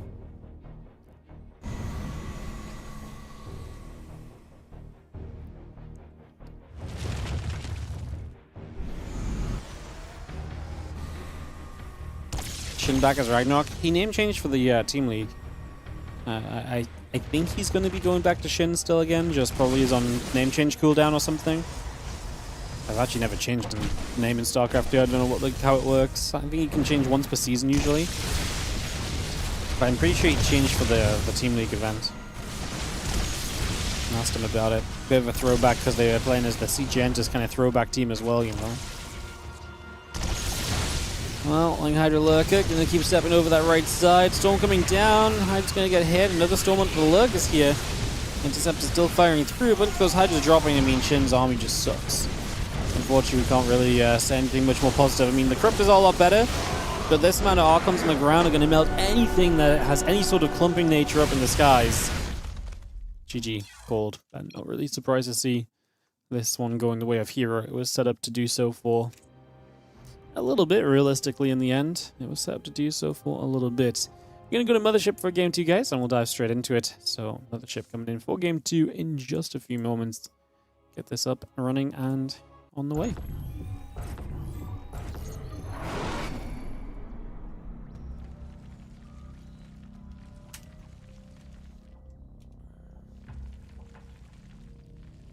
In the top left-hand side, our blue Zerg player is going to be Shin, or Ragnarok.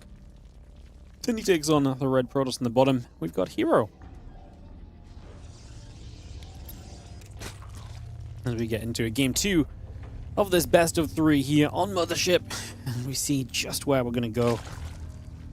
See if we... I'd be very surprised if we did a similar...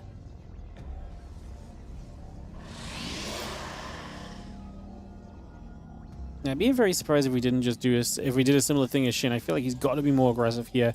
They're playing another kind of big map, but I feel like we just gotta... I feel like we gotta go, you know? I feel like we gotta go. I think we gotta get kind of somewhat more aggressive. I just don't think you really have much of a choice in this, to be honest.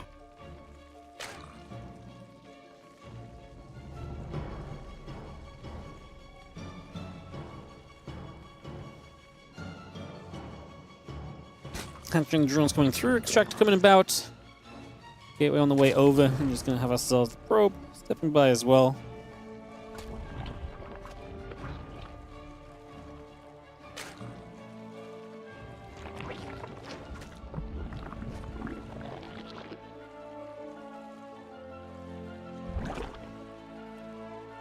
Have ourselves the probe still moving about. Just going to see the hatch, the pool.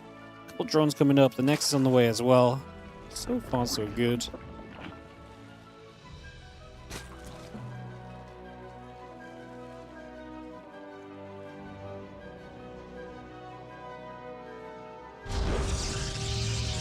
He's up and assimilated down. Just going to be seeing ourselves. The gas is getting set up, and we'll see our tech choice soon as the Cybercore comes in shortly.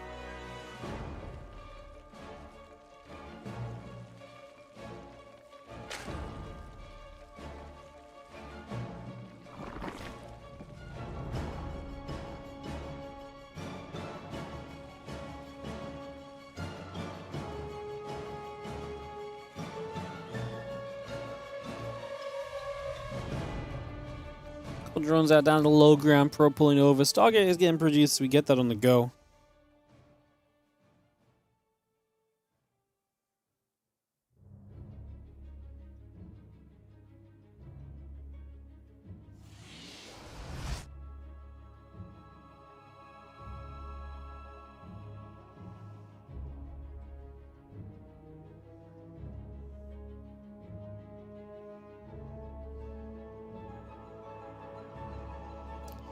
We've seen the probe coming across, the global corona boost coming into the Nexus, just going to move that along for a little bit. See,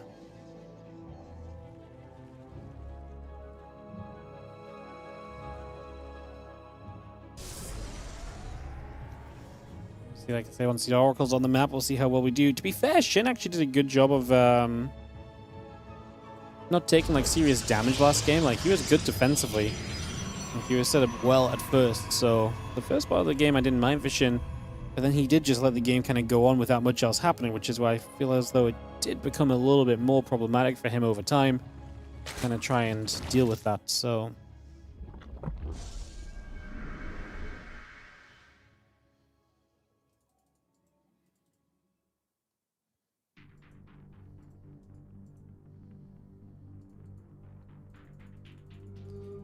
See where this first Oracle gets to. herO with the 1-0 lead. Semi-final matchup already again, so this would put herO into the finals if he was to win this Game 2 here on Mothership. Against Clem or somebody else. I'm not sure who Clem actually plays in the other semi-final, but I guess we'll figure this out afterwards. So we'll get that figured out and sorted.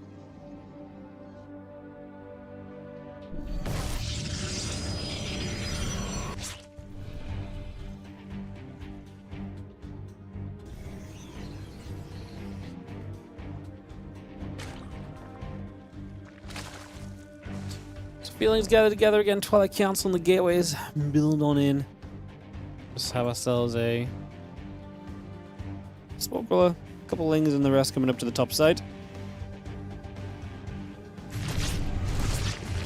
Oracles will activate. A couple drones are going to get shot at.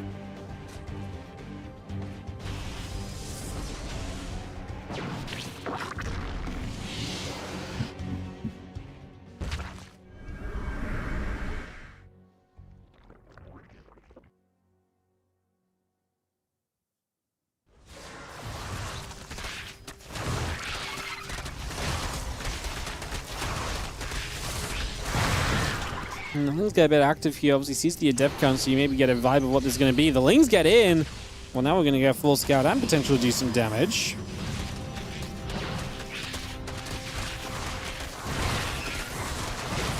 It's going to keep on firing through, so a bit more being done.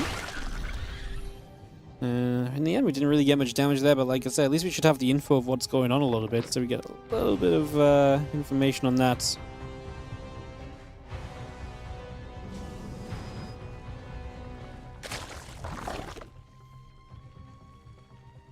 I'm going to drop the hydrogen down. Do not love this for Shin.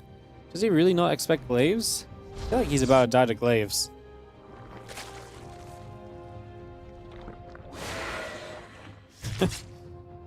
Like, I genuinely feel as though he's about to just die. Like, these adepts are going to commit. The Lings are going to trade. We have a lot of queens, so maybe we're just fine with playing queen on the defense. This is drilled into me to expect that this turns out badly. I mean, we still lose every Ling, and we're going to shade around with these adepts now to start getting some drones. And the only things we can build against are Lings, and then we obviously had the hydrogen on the way through. So we could build a couple of hydras as well, perhaps. Ooh. Queen's gonna go there to push the adepts back further.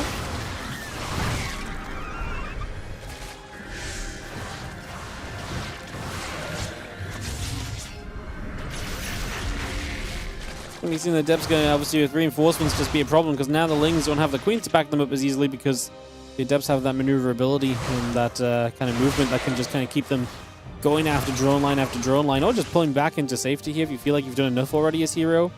With the supply lead in the game, he probably has. And keeping these adepts alive just keeps the threat going longer. Means you can't move across the map for counterattack as easily as if you just kill these adepts.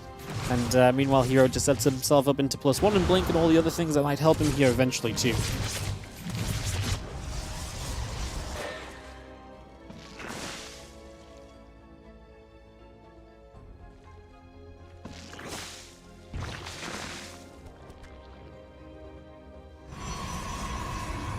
Well, cannons and gates continue to come by. Temple Archive is still coming over.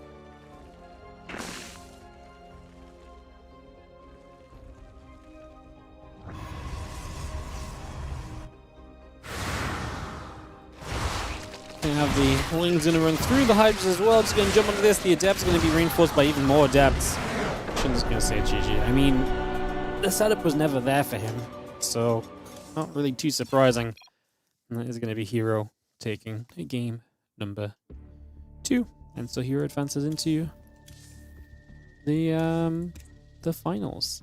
So who really play in the finals? It's either going to be Clem, we know, or Ryung. So Ryung in the semifinals is actually pretty exciting as well. So Clem, Ryung coming up. We'll get into this.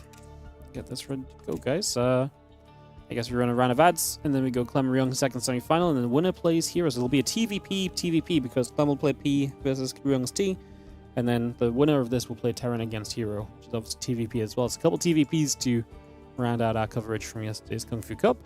And yeah, going to be Clem, Ryung up next before we go into, like I say, the winner versus herO in the final best of 5. It's really going to be a short stream today, but all good, or so be it. Just notice the top right base on Mothership has way less dead space on it than the others. That's why the others have air blockers. So if you look at Mothership, it looks like the others have dead space, but they don't, because the air blockers basically cut that space out. So it's a triangle map on a square map, because you have to have a square region. But basically they pushed it up into the corner, and then like the triangle of dead space is not accessible. Which unfortunately means the air blockers cause a lot of issues, because people think they can click somewhere on the minimap, the air blockers block it. But it's not actually dead space. I mean, if I bring it up, I guess. Yeah, so I can bring it on the screen, I suppose. 1 second. Just in case you can't envision what I'm saying. Basically, like, this space here is blocked off. There's like a very light blue line across there. That's air blockers, and it's the same down here and up there as well. So there's just air blockers in place. Just air blockers in place.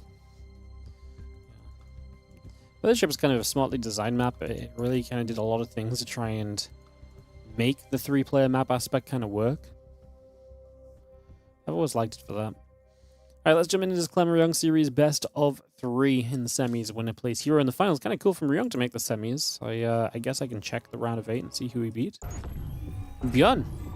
Okay, nice. So he beat Bjorn. He had a buy-in round in the round before that. Okay, interesting.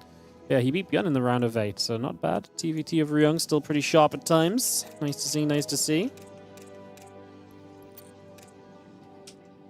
Let's take you guys into game. I'm on this cam, but it looks like they're already starting, so let's go. Bottom right side playing the Protoss will be Team Liquid's Clem.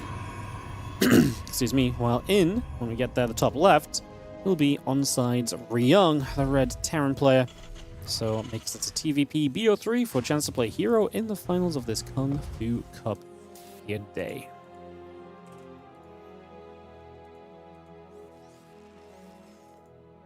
Alright. So we get ourselves into this, we get ready to start off.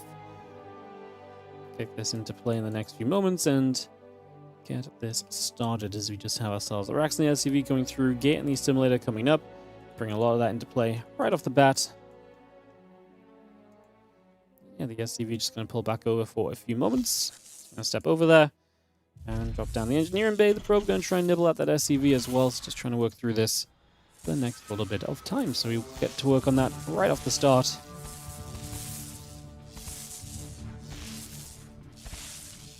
Yeah, nice little engineering bay block from Ryung. Just going to try and throw Clem off. Try and make Clem play to his pace rather than his own pace. So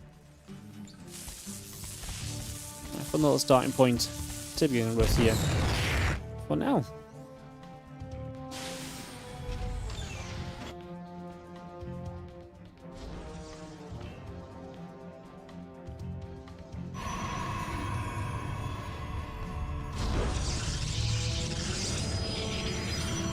Obviously, kind of going back over the last couple of weeks.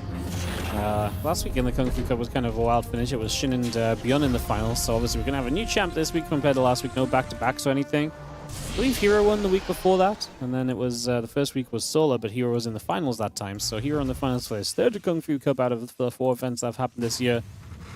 Looking for his second victory. Clem yet to make it to a finals. Didn't play in all of these. I think he skipped 2. I think already.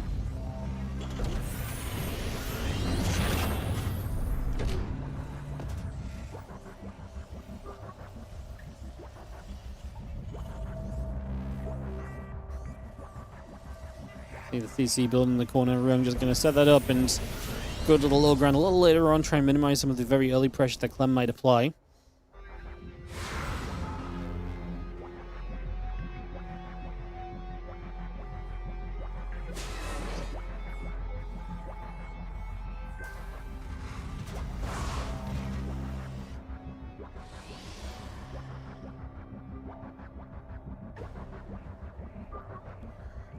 Stalk sets off, just going to get a move on. Just going to have our Hellion command center, the Marine all building through, then the barracks building up as well from Ryung. At the moment, the Hellions will be there to clean the Adept up a bit and push it back the other direction. Still got that blink coming through. And again, that warp gate is coming up to being done as well. So you can see Clem kind of setting up for the, I'd say, pressure. I mean, he's only going to be on 2 gateways. Obviously, we'll see if he adds more before Blink is done. He's got a little while until Blink is finished here, right? So, mentioning that is a bit of a factor as the CC drops into position on this low ground. The Hellions and the Marines actually going to chase the Stalker, which gets quite aggressive. It is going to recoil, and it does get away alive, so the Stalker lives. But actually, kind of got a little scary there for a few moments. Felt as though that Stalker maybe could have gone down. Clem saves it. It's going to be 3 gates in total, it seems, and a Robo Facility coming up to maybe give us some Prism play to accompany this Stalker pressure across the map. Obviously, Prism gives you a lot of utility as well, because you can then have high ground vision. You can pick a few Stalkers up and peel them around.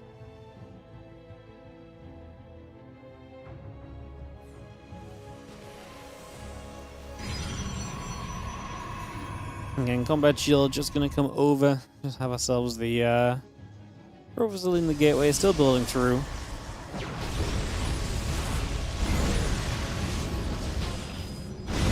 Stalker just going to be there. Hellions go back the other way a couple moments. A few more Stalkers stepping across again. Have those Stalkers stepping by. The Blink and the Prism coming over. Probes building.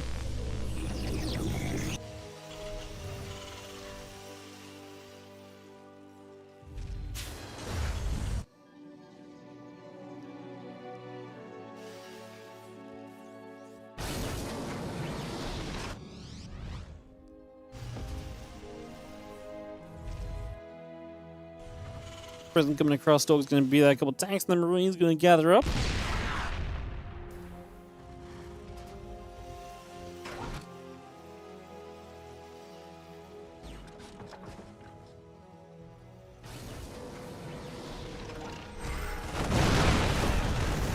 Stalker's not quite going to get that siege tank, so that's going to be defense from Ryung for now, at least keeping those Stalkers pushed back. And obviously, Ryung is setting up to get a bit aggressive right now. Combat shield before stim is always going to be an aggressive shove. He's going to be able to finish that up nice and quickly, and then you get on the map. Those Marines have the extra HP. You don't want to waste any time on the starport here, because you're not going to be getting your units hurt by the stim. I'm just going to go for one big shove. The Stalkers let the Hellions through, and so Clem is going to take a bunch of damage. Like, he was right there to stop these Hellions, and now you're going to lose at least 10 workers. And that's being very generous on the low side, realistically. We're already at 9, and the Hellions could go up into the main base, which they probably will do. 1 or 2 Stalkers could chase, but these Hellions are high HP still, so it's going to take a lot to stop them. Hellions into the main mineral line now, and you can see the probes are still just dropping. We're at 17, and probably we get to 20. Meanwhile, you got to deal with this push at the front, but just having to pull back and deal with these Hellions is already a problem, because then you're not focused fully on this push, and that also means that you've just been taking a bunch of damage. Obviously, you should have 20 more workers right now and a lot more economy to deal with this attack. Realistically, this does not look good at all for Clem. He's going to be in a ton of trouble as Ryung's push is looking good. That was just a bad play from Clem, just not noticing those Hellions getting through. He really, quite literally, opened the door to Ryung just winning this game straight up. It's not an easy push to hold anyway for Clem, but it's a lot more manageable if you can focus fully on trying to slow the army down and actually having more economy to have more warpings available. You buy time to the charge, a bunch more zealots are available because you've had the money to actually afford them. It just would have looked very different, so GG's, and Ryung is going to take game 1 of this best of 3. Game 2 coming up in a couple of moments as we get our second game underway on Tourmaline. We'll go straight into it, guys. So, Tourmaline for game 2 as Clem looks to bounce his way back into this best of 3 semi-final. Ryung, a chance to make a finals of the Kung Fu Cup would be a really cool result from him, a really cool run on the day.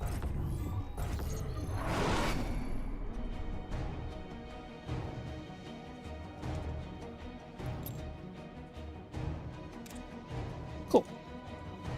Let's take us into a second game here. As in the bottom left-hand side, our Blue Pros player representing Team Liquid will be Clem.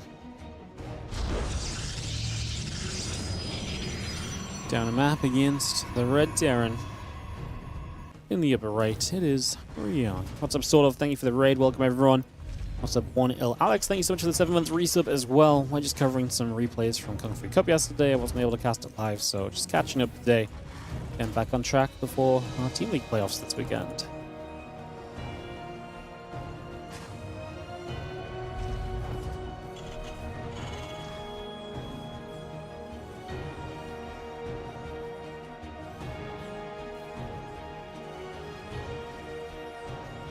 So yeah, welcome. If you just joined us, like I said, covering yesterday's games. I have no idea what happens in any of these. I did not watch it. So, yeah, I am blind to what happens here. But, get ready to go.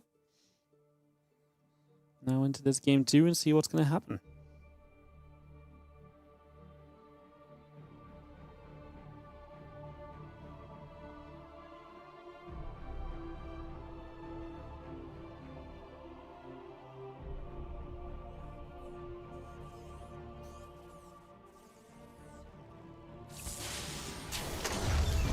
We're going to see the SCV going to chase over. Probe will get pushed back for a couple moments.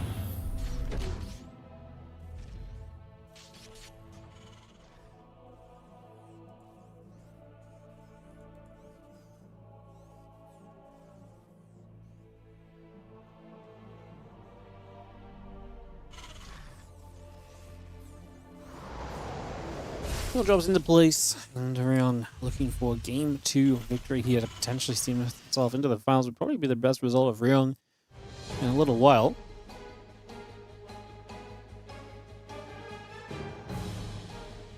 As Reaper comes over, okay, and the Stalker coming about, and the Nexus and the Battery coming online as well. So you bring that straight up into place and get that going.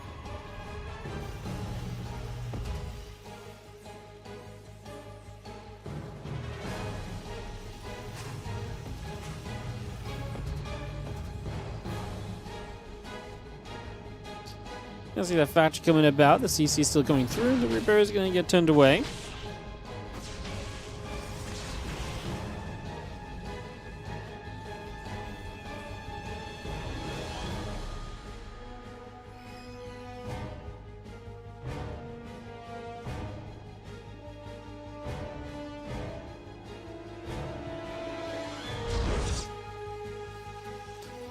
You can see the Marines, the star portal building up, the hallucination pulls off over to the sides. I'm just going to be seeing the hallucination going to step straight on through into the main. And a couple Marines are going to be there to hit that hallucination back. Twilight Council still coming up as well.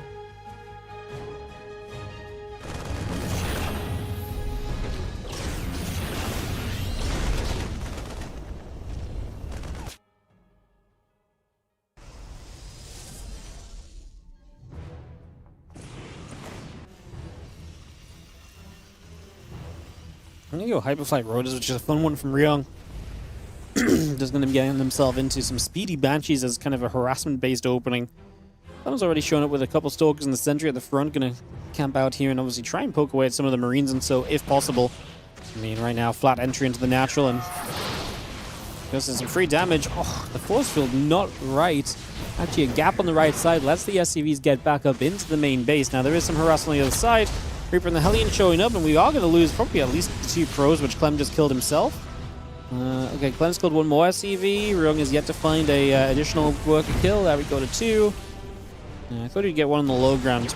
In the end, he gets 1 on the high ground. He's still killing SCVs over here. 4 workers have died. So overall, Clem definitely succeeding from this, right? I mean, he's at 41 to 27 workers coming out of this right now.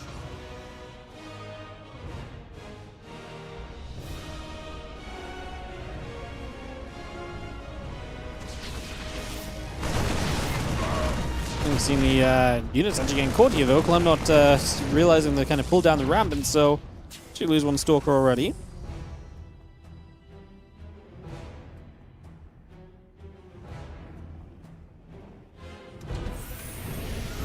And you've seen the Banshee still going to be sitting there. Just going to be seeing the second Banshee coming down as well.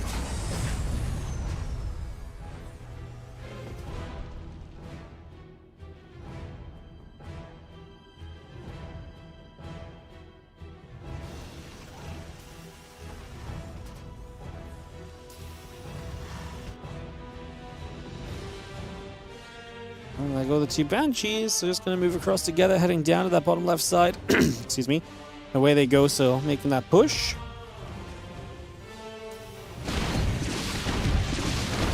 It's going to be seeing the Banshees will start for a few probes, and they get about 4. The Stalker's very close to getting the grab there, not quite able to, though.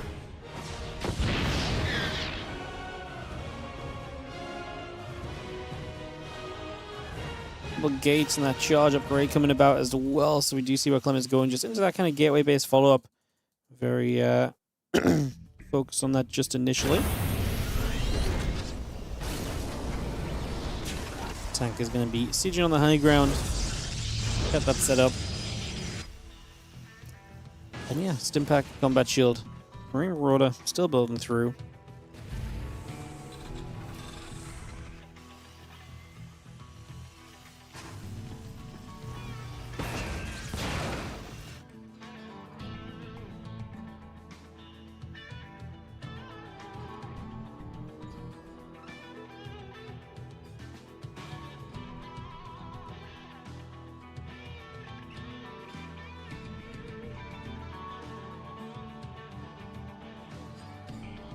Stalker's just going to sit at the front, they're just going to hang around there. Stim the combat shield still building, Marine Marauder Medevac continue to come through.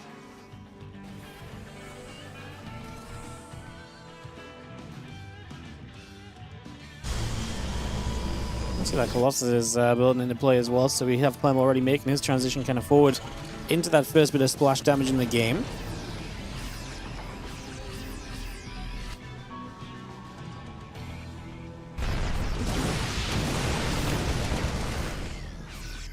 Marine Marauder tank just going to come across here initially, get that on the go.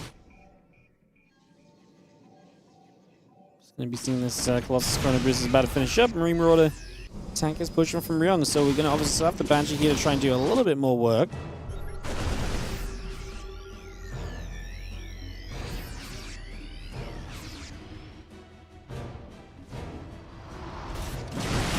the bio. He's going to try and fight this. Zelt's actually going to charge on this. Those tanks are going to... Well, we lose one tank before it fires. The second tank does not go down. Widowmine nearly kills the Colossus off, but we have saved it for the moment. Clem keeping himself alive. I want to see Ryung losing a lot of SCVs here. Down by 10, and his army supply not looking great either. That one tank that's super low is going to be easily killed during this next fight. Now this Colossus has its shields back. He can get feisty once again. The SCVs do repair that tank up at least. We get medevac, however. Clem, good control, gets the medevac, blinks back already. This is going to be GG's, and Clem is going to tie this up 1-1 in the best of 3. Alrighty, so we get tied up 1-1. We get going into a third map here in a couple of moments. Get ready to go.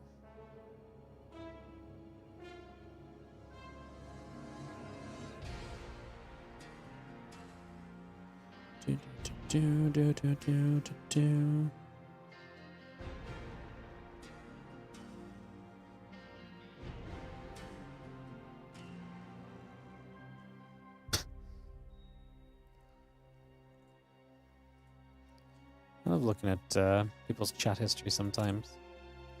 I always find it so interesting. Alright, let's jump into game 3 of Winter Madness. Man jumps in. Stream tile, Kung Fu Cup 4, replays. First message, is this live? Second message, no thank you then. No worries, mate. Look at the chat history. The entire chat history, 200 messages, 90% of them are asking whether something is live. And then if it is live, and then when someone said no, what was the result? It's crazy. No? Is this a pre-record? Oh, yeah.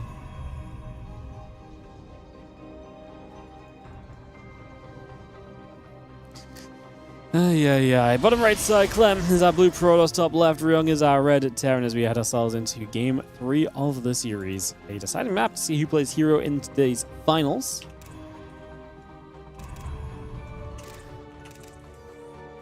I'm going to start with a little barracks down over here, so just going to drop that into place. The Rex and the gas coming through initially. Now you don't know? God damn it.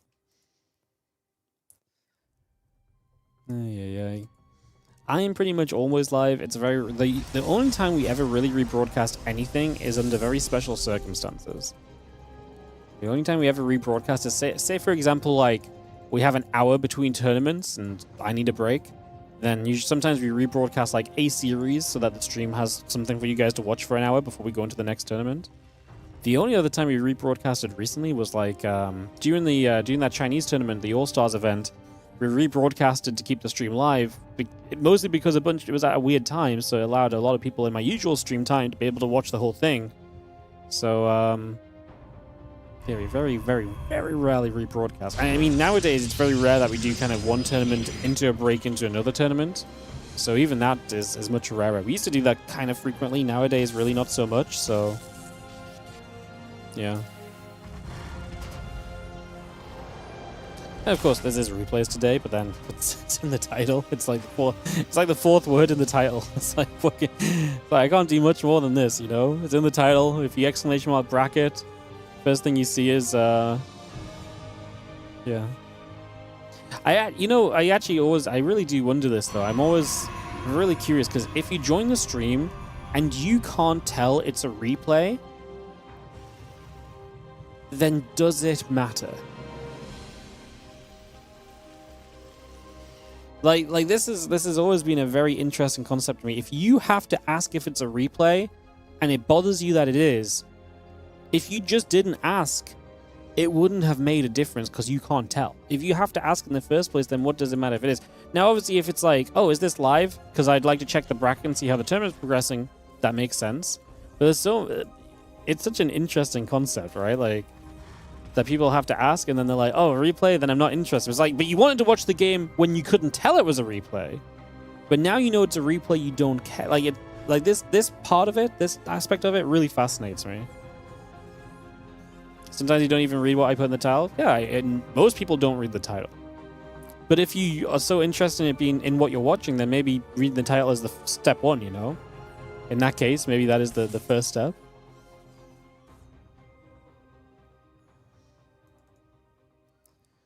Reaper Hellion gathering up here. We do have that Starport on the right side found, by the way, so that's going to be delayed, which is obviously pretty serious. Ryung trying to get some damage done early, but that's going to be, like I say, delayed initially. Get that on the go.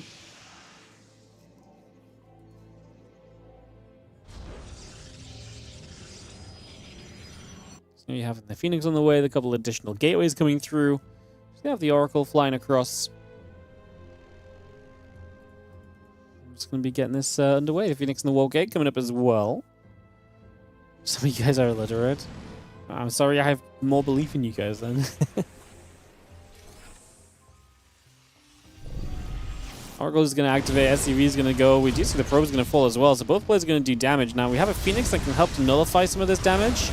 Going to lift one of the Hellions. The Hellion's the most dangerous thing, because obviously the splash damage can end up very quickly against the workers. This Oracle's done well. 4-5 SCV is going to go down, so the Oracle's not done badly. If we can minimize the Reaper Hellion damage to just match what the Oracle has done, then this is great, because obviously the Oracle isn't going to die. Whereas the Reaper Hellion typically will die before it's all done here. In this case it leaves, but it's not done the extra work as a damage, right? So I think that's a pretty good start from Clem. He gets more damage done. He loses nothing. A bit of the Reaper Hellion goes down. In the end, you know, Reaper Hellion is not super important because it's early game units that are generally made for trading out. But when you've taken damage and not achieved anything from taking the damage, that's the worst part. Because like I say, this Oracle is still alive. It's used some energy that really is such a non-issue. And so Ryung just comes out of this in the worst spot. He's down 12 workers already.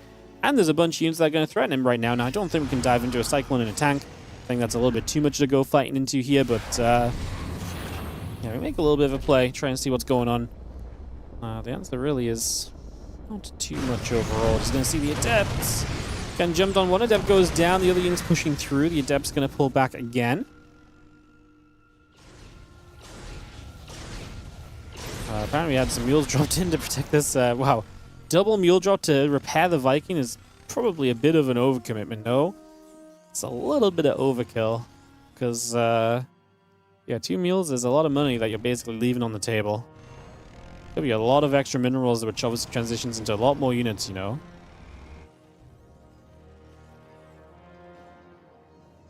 Chief Fed's not on the title on YouTube. That is a very fair comment. What the heck did I title it? You're right, I did not put it on the YouTube. Usually I put it in brackets replays after the players. The problem is, well, you know what, I'll explain it after this fight, because Ryung is pushing across the map. But I actually know exactly why I didn't put it in today. It's not to trick you guys, just a genuine mistake. Anyways, Ryung is pushing down to the bottom side, and we are going to be seeing the Cyclones locking on. The Adepts can take some damage. The Stalks and the Phoenix are here. Just going to be seeing the tank going to get sieged. There's also going to step up. The tank gets lifted, dropped. Obviously, the Phoenix is getting killed, but we get rid of the tank, and Clem is making a defense of this so far. 4 more Stalkers warping in is massive. No blink just yet. Doesn't matter. Ryung going to say GG. He feels like that's too much, and Clem will advance to the finals to play against herO. Yeah, so what happened on YouTube is because today I actually did not know anyone that was playing because I didn't see anything of this. Usually when I cast replays, I'm like, oh, I'm casting replays from like this group or like this, or like I picked out which games I'm going to cast. Today I actually had no idea. I just got the replay pack and I just was going to cast through it in order. So I was like, oh, I've got no idea who actually plays in this. So what I did was I opened the replay pack and I clicked through a couple of matches very quickly to see some names. And I was like, okay, Clem, I saw Sol, I saw herO. So I just wrote those down, but then because I was thinking of this, I didn't put replays in. Usually I do like brackets replays at the end, but it's kind of weird. Like YouTube is, YouTube's a lot more finicky about what you title things. So the problem with YouTube is like, it's so much more important to have like a consistent title that brings the people in, whereas on Twitch, people click without the title anyway, I feel like. So it's, yeah, it's all a thing. In fairness, if they'd asked on YouTube, I wouldn't have mentioned it. And to be fair, I don't even blame people for not reading the title. I always find it funny. It's like, I think what's specifically interesting is that you're like, hey, is this live? And someone says no, it's replays, and they're like, oh, no, thank you. Then it's like, oh, well, no thanks. It's like, I don't know, just, oh, it's replays. Then I don't know. The way it was stated annoyed me, and then I read the chat history and. Yeah, it's just like constantly checking if something's live. It's interesting. Yeah. It's a very weird rant. It's not really a rant even on my side. I just genuinely find this concept interesting. We talk about this every few months on the channel. This live concept. I just find it interesting.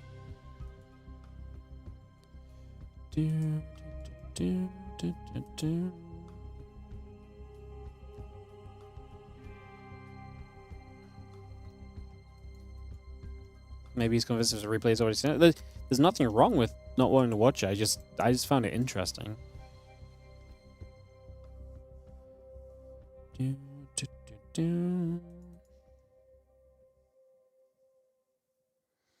As a caster, it must be hard casting off replays if you can see the length of the replay before you start. I don't see the length of the replay before I start though. That's the that's the 200 IQ play. You just don't look where the information is. If you click on the replay, obviously there is a bit that tells you the duration, but like what I'm looking at when I look at this screen right now and I'm waiting is, first of all, I've not even clicked on the next game, right? So when it comes to, I'm just going to click the next game and then click watch, and then I just don't look at the part of the screen that tells me how long it is. It's very easy to do, to just not pay attention to the thing. It's like sometimes I go to find the cast I want to watch and I bring up the thing that actually tells you how long the replay is. I just don't look at it and minimize it, you know? Like, yeah. If you just don't look at it, you know, if you just don't look at the things that spoil it for you. Now, obviously, if it's big in the middle of the screen, it's a lot more difficult. But yeah. When I watch YouTube videos, you ask your wife to open it in full screen so you don't see any thumbnail or video length. That's dedication. Yeah, not everyone can do this, to be fair, as well. Like, I always thought this was interesting as well, and people always ask me for spoiler-free YouTube videos by putting, like, basically, like, dead air time at the end of YouTube videos. I was like, why don't you just not look at how long the video is? You know, I'm like, why don't we just not look how long the video? Like, just if you don't want to know, just don't look. But apparently not everyone can do that. Apparently not everyone can just ignore that aspect. The dead air time hurts the YouTuber too. Yeah, it sucks. It's really bad. It's also really bad. Like, what if someone clicks on the video and they're like, oh, I want to watch a 45-minute video, and then it's like 27 minutes long and 18 minutes of nothing? It's terrible, because then a lot of people will click it and it may like loop onto another video so they can keep watching if they're going to stay on. But like, once you have 18 minutes of nothing, it's just like, oh, cool, brilliant, nothing. Great. So, yeah, there's a lot of reasons why the dead air, the dead air kind of spoiler blocker on the end of YouTube videos just doesn't work. Unfortunately, yeah, it just doesn't work. Like, some people will still do it, and some people still get good views off of it, right? But like, I did it once upon a time, way before my YouTube was big, but it's just messy. I just don't like it, you know? And if I ever want to use my YouTube videos for my own stuff, like say I ever want to just for some reason play my YouTube videos, it's just a messy product, you know?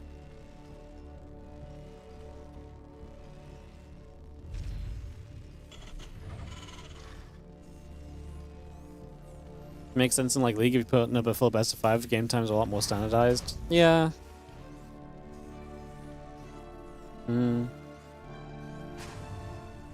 I get the point of like, I understand the point of like, you know, knowing how long the video is can kind of tell you how, you know, what the result is likely going to be, but like I say, there's only so much I can do about that without hurting the viewership, you know? So unfortunately, viewership comes first. In the top left side, by the way, our blue Terran player from Team Liquid is going to be Clem. As in the bottom right, our red Protoss is going to be herO. As we enter the finals of Kung Fu Cup Weekly number 4. Seen some YouTubers do an extra game with someone else as a spoiler save. Yeah, I think that's kind of decent as well. It's just again, it depends like what you want your channel to be, and I really, most of the time I like my channel to just be like, hey, you're gonna click on this, you know what you're gonna get to see. The only times my channel doesn't do that on the YouTube is, for example, say I do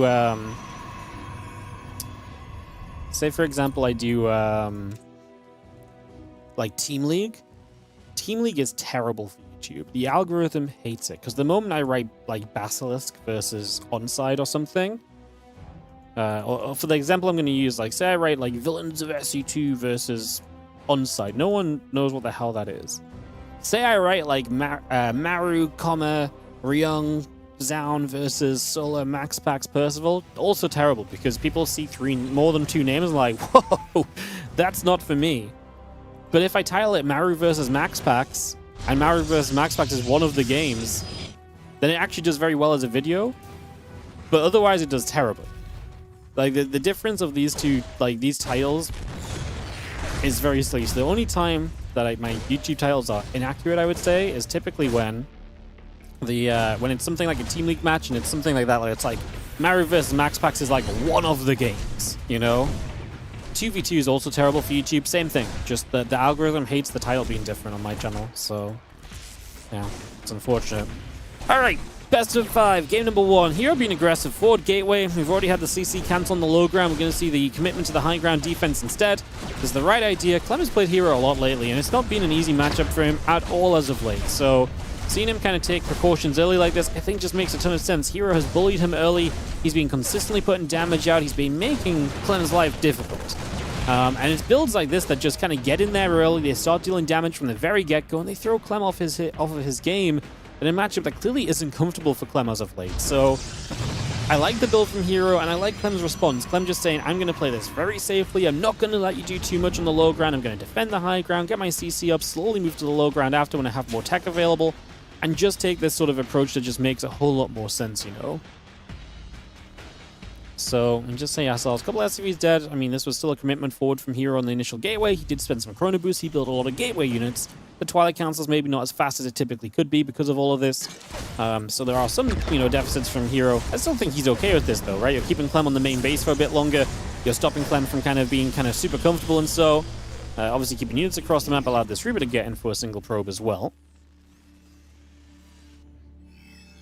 That's Clem. Only 5 SCVs behind is not bad. Obviously, the orbital about to finish up, so you'll have double mule available again. I'd say that Clem's in a pretty fine position overall. Can you get one more probe here? I was going to say yes, but I think he prioritizes keeping the Reaper alive instead, which is the wrong choice because it goes down. So the Reaper falls, unfortunately. And Gateway's still just settling in. Just have ourselves the blink. Continue to come about right here. The Stalkers gather. It's going to be seen again. Marine Marauder Stimpack building on through. The factory coming up. And the tech lab coming into play. The orbital command will be floating down to the natural expansion here. So just floating that across. Get into position. A few Stalkers going to start fighting. A couple of Marines already start to go down. The Marauders stepping over as well. And the Marine Marauder still coming through. Just going to be seeing a little bit of a stim. Going to get after those Stalkers right now. One Stalker goes down already. We've seen the rest of the bio still chasing across as well. So just going to keep chasing that through. Another Stalker still getting chased and hunted. And we've got our blink coming about halfway done. The robotics facility still coming online. The battery coming into place. Marine, Marauder, combat shields all continuing to build as we are just going to see this bioforce still stepping forward. Stalkers being chased away also. A couple of those Stalkers already going down. The robotics facility is going to finish up. The Stalker's still chasing.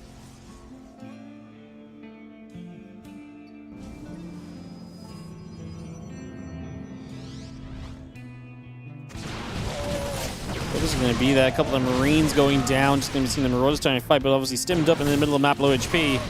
Don't love this, right? Blink's about to be done. I mean, the Marauders are kind of scary. I was going to say, can we blink forward as herO? And he did, and he got a Marauder. Now it's only 4 Marauders. I feel like you can blink again. Are we going to be in reach? Gets one more.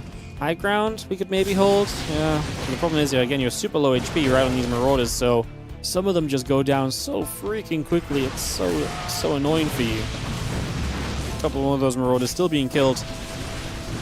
Picked off for the moment as the SCV is going to pull through. Just going to see the Marines are still chasing over. A couple more of those Stalkers still getting grabbed here. And the Stalkers continue to fight across for a little bit longer.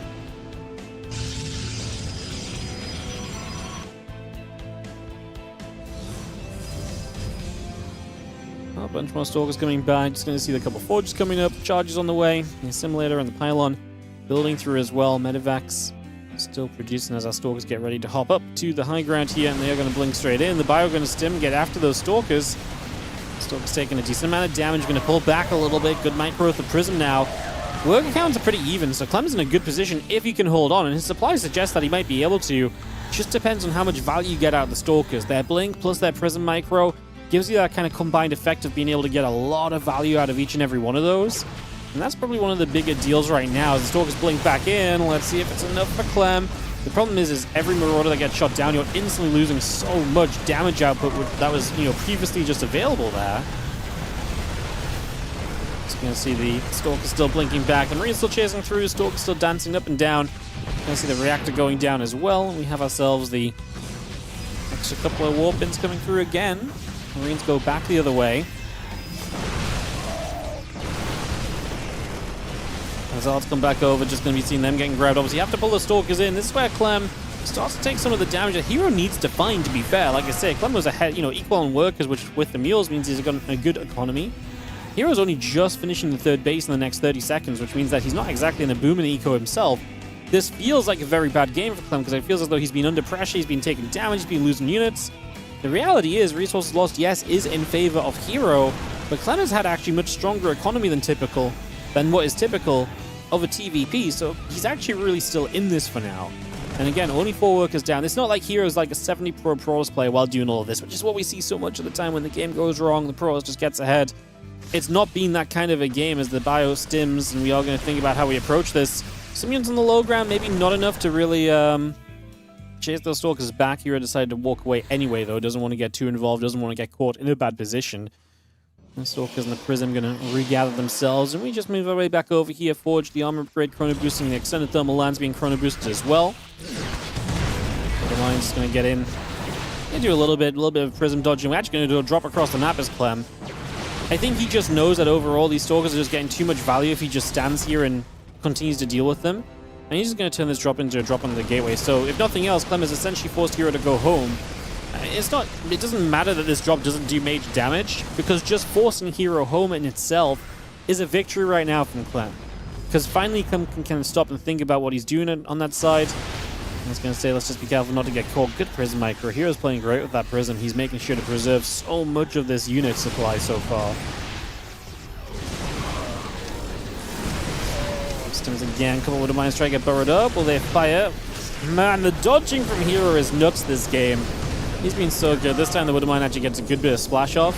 But he's preserved so many years. I say preserved because it really is that. So many years that should have just been dead or taken a lot more damage if just not. As you are going to see, that Colossus, though, is difficult to deal with. Clem, he's only got a few Marauders on the ground. He's actually very high on the air unit count, so a lot of medevacts.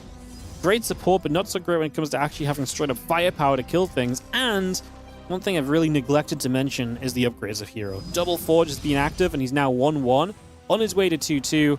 Being 1-1 against a 0-0 Terran gives him a lot of advantage here as well, and just a lot of opportunity to keep on sending with. The Bio stepping up, Zealot going to be in some trouble, the Colossus there taking a couple of shots as well. The Stalker still taking a few more hits as well. Just continue to step back over to the sides, and we do have ourselves Stalkers, Zealots, Colossus, 2-2 upgrades, all still building about. Just going to be seeing these units still stepping forward again. Just going to see the couple of shots going off, bunker going down, shots still firing, the Zealot still being grabbed. Again, Colossus continue to laser beam. The SCVs on the right side going to get grabbed as well. Just going to see a few more units warping in. Just going to have a unit still pressing on forwards. Stalkers getting in after those Marauders. Vikings getting shot down. You can see that Immortal also being caught. Clem just not going to have enough, though. GG, well played. herO is going to take the first game. The aggression eventually leaked through to being enough. herO is really kind of magical in a way, So often I feel like I'm watching him play and I'm just like, this is not good enough, Like, this is just not good enough. You need to do more than what you're achieving here. And he's just able to do enough still to actually find a way in the game still, even though, like, it feels bad, but he makes so much happen with what he's got. Very impressive.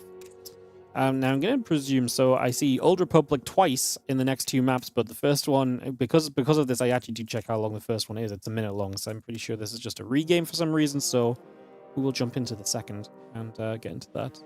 Second, I'm pretty sure they did not find a way to draw in a minute and 25 seconds, so I'll put myself through that, and we'll jump into this next game in a few moments. Just got ads running, guys, so a couple moments we'll get back on track. Watch the second, it's funny. Really?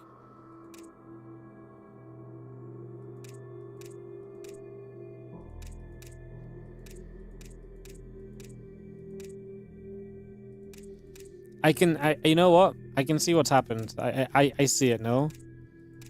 Clem's gonna play Protoss, and herO... Is it because herO didn't, I can see what's happened. Clem played Protoss, herO didn't realize he switched to Protoss, and so they regamed with herO knowing he's Protoss to do the build properly. Yeah, is that what they did? Yeah, that's funny. It is funny. Clem let him regame. That's a good one. That is funny. How do you go about that actually? What is your approach in that situation as the admin? I personally think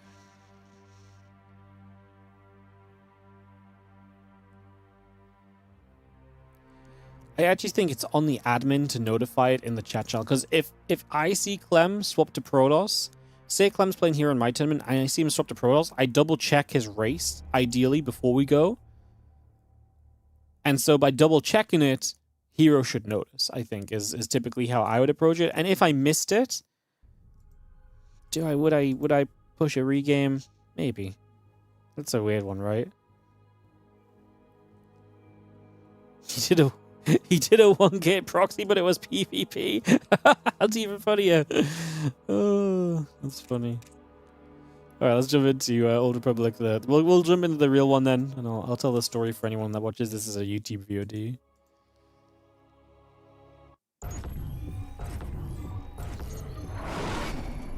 All right, let's jump in. So, game number 2, and we are going to be turning this into some PvP. Is on the bottom left side of the map. Our blue Protoss player now is going to be Clem. He has started to toy with playing Protoss a little bit more and more, even outside of that versus Terran matchup. So he's going to queue in for Protoss here. And in the top right, our red Protoss player is going to be herO. So, I'll just retell this in case we upload this as like a YouTube VOD separately, because just between the games, what I was saying is there was actually there was 2 Old Republic files. And the Old Republic file... The first Old Republic file was only a minute long, so I just presumed it was like, for some reason they had to regame or something, and so they went again, they recovered from the replay, whatever. Apparently what happened is that Clem swapped to Protoss, and herO didn't know, and because herO didn't know, he went to open with like a proxy 1-gate, and obviously then he's like, wait, you're Protoss? And that's obviously really bad for him. That's basically auto-losing, because your opponent's typically going to open 2 gates, and you've just opened proxy 1 gate, so you're basically dead in the water. So Clem let herO regame instead of taking the essentially a free win. And then we had a little bit of a discussion about maybe what the correct choice is there. I think realistically I side on the side of like herO. StarCraft is not meant to be like, this is not meant to me. If I'm the tournament organizer, seeing someone get a win with like, that's like, it's not like Clem is necessarily trying to trick herO by like, oh, last second I'm going to switch to Protoss, right? So I think as a tournament organizer, that's not how games of StarCraft should go. You know, so I think I would also advocate for the replay in this case, or that to play again or to start again. And I think maybe in general, if you're going to race switch, you should make it a note. Like I said, I think as the admin, maybe you should note the race switch in the lobby. If you don't notice, I think you should just note it, because like it's very common to just be like, okay, let's get into the next game. You don't look at the opponent's race. You don't look at the loading screen. You know. So yeah, I think it's. I personally think competitive StarCraft. It's not about, oh, did my opponent look at me race switch at the last second? I think that's not good. So, yeah. Did Clem do a last second swap to Protoss? He probably didn't last second swap. He probably just joined the lobby, switched, and herO never looked. Because why do you expect him to switch? You know? In the thousands of games that herO has played, the amount of times he's played against someone who probably race switched in the middle of a series without saying anything is probably countable on like one hand, you know? It's like it's something that you just don't look for. Like your brain isn't trained to look for it, and you're already thinking about your build and the map and so on and so forth. So it's possible Clem sat in the lobby for like a minute or so and herO just never saw, because it's like I say, it's not something you necessarily look at. Or maybe herO's the last guy to join the lobby as well. Like there's so many ways to there's so many ways to do it. As an admin, you force a rematch. As Clem, you deny the rematch. Well, Clem isn't looking for the cheap win either, though. You know, Clem also just wants to play, you know, real games of StarCraft here. So, like, obviously, Clem, if he's playing like the World Championship, maybe he's like, admin's choice. I'm not going to touch it, like, you know. But I think in a weekly cup, I think Clem's not looking. He's more so interested in actually playing a real game and getting some learning opportunity and stuff and some good practice, even if it is his off race. So yeah, I think I'd be very surprised if Clem ever had other intentions. I think most people would see it like that.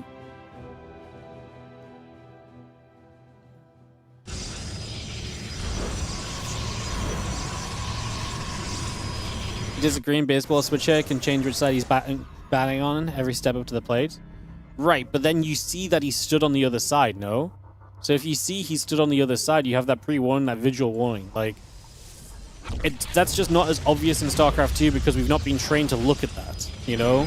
Some players might notice it, but it's very common just to not notice the race change in the lobby, you know? It's such a minimal thing. So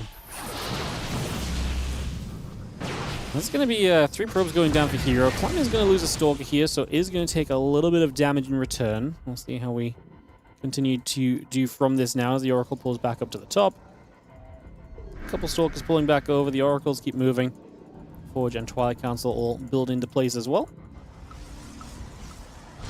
Just for a couple moments and get this underway. Just going to see the Oracle activate and the couple probes are going to start to go down.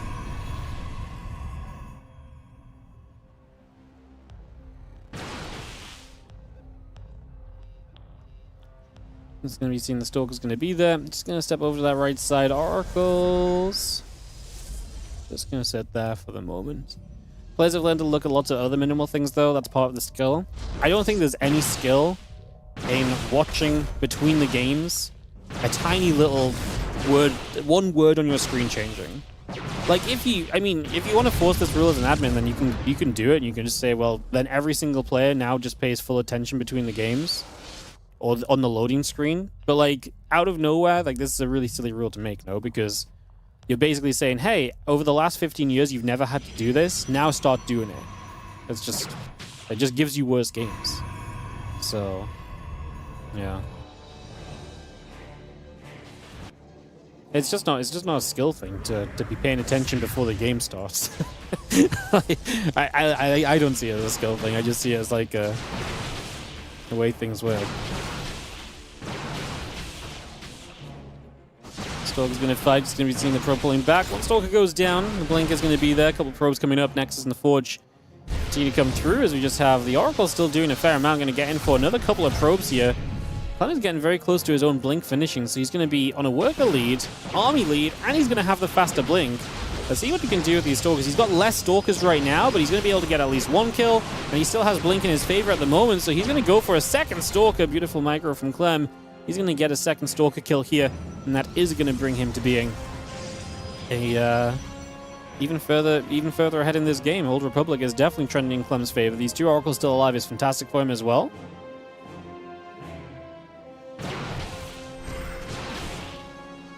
Couple Stalkers blink down. Just going to see Clem just showing up again. Gets in. Blink Stalkers are really like the pinnacle of like Clem's playstyle, aren't they? Micro-based unit, you're able to kind of poke around and kind of pull things out of the way and punish with them.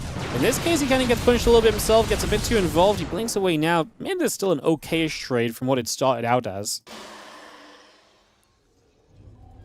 Just having the Chrono Boost on that Nexus still. We got the +2 attack upgrade coming in. herO is up an attack upgrade then. He is going to get both the Oracles now too, so that's one major loss from Clem. Lots of vision lost, lots of the movement around the map, and the pulling around the map now lost as well at this point, so also going to be a factor as the +1 and the charge continue to come into place. Worker counts are pretty even. In general, a lot of parts of the game are still pretty even. And the couple of advantages that really do exist do not necessarily feel big enough that it's, like, overly crazy or anything, I would say. As we are going to have Dark Shrine building up right now from herO. Clem's getting the Robo up already, though, so he'll have detection by the time DTs come into play here on Old Republic as well, so that also should not be a problem as of right now. And we continue on through.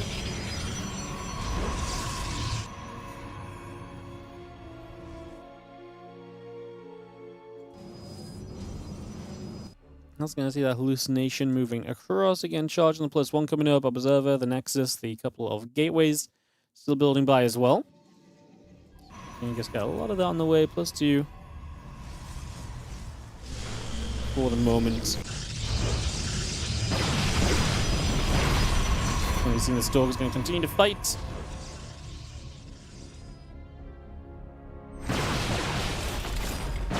I see the Stalker's going to trade. More shots coming about. Just going to be seeing the Stalker's coming back over. Again, the Zealot's going to be there. One more Stalker getting blinked on already. Something going back the other way.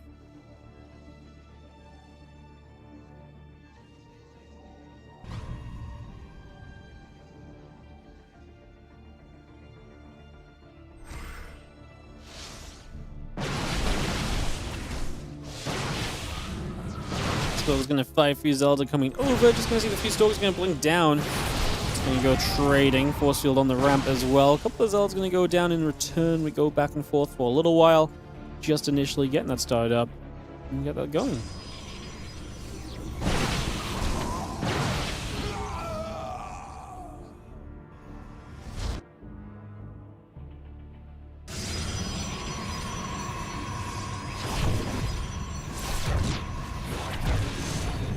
DT show up and we get some probes killed, so we're going to find some damage here. Stalkers coming across. I mean, the DTs are still expensive for herO, and his supply does not match Clem's at the moment, so Clem had a little bit of a better possession there.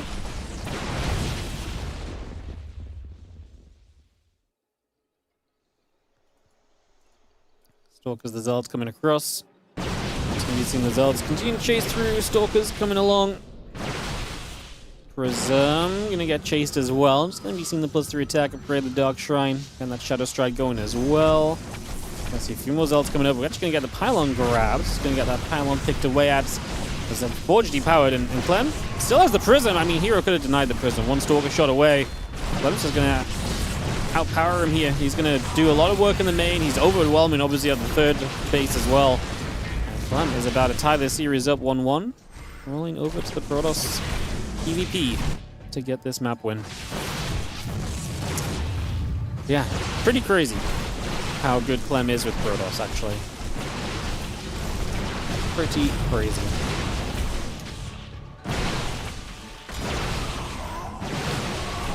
GG's this herO. Clem takes game 2, and we get tied up 1-1. 1-1. Man, I actually, like, it sounds crazy, but, like, I've watched a lot of Clem herO lately, and the last few Clem herOs have been kind of miserable, because realistically, like, a lot of the latest Clem herOs have been very, very difficult for Clem. Like, he's really struggling in the matchup. And I'm just like, I watched him play this PvP, I'm like, man, just like the most confident I've seen Clem look in against herO in a long time, and it's because he's playing PvP instead of PvT. Which is kind of crazy. Kind of a bit of a statement on TVP right now, perhaps. God, TVP is such a problem matchup at the moment, isn't it? Like, TVP is in a messy place. On both sides, like, I don't even think it's, like, thoroughly just, like certain styles of TVP, like herO is also not perfect in PvT lately, but certain styles are much better against him, right? So, isn't PvZ too? I don't think PvZ is as problematic as PvT, but yeah, maybe. I mean, PvZ is also... I think Hydra Bane being back in PvZ is a big benefit to Zergs. But, yeah.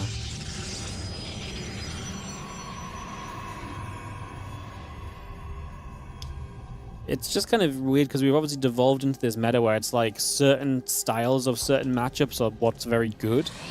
So, like, do Protoss just win every single PvT? No. But they generally win more in certain ways, or Terrans win more in certain ways only, you know? So, yeah, it's interesting. It is interesting.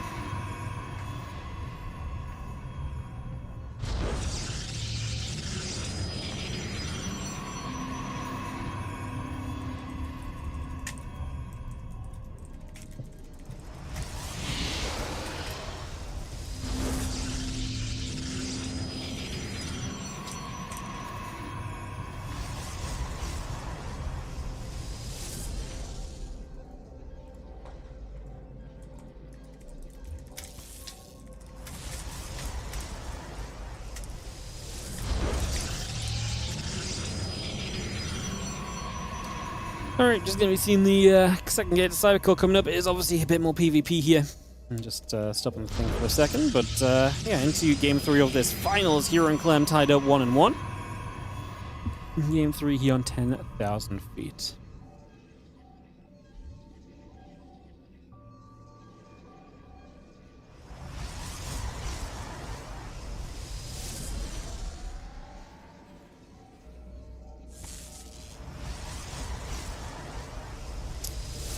Coming about, Sentry Stalker coming over. Just going to be seeing a Sentry Stalker and Adept coming up from herO. So Clem going for the Sentry approach.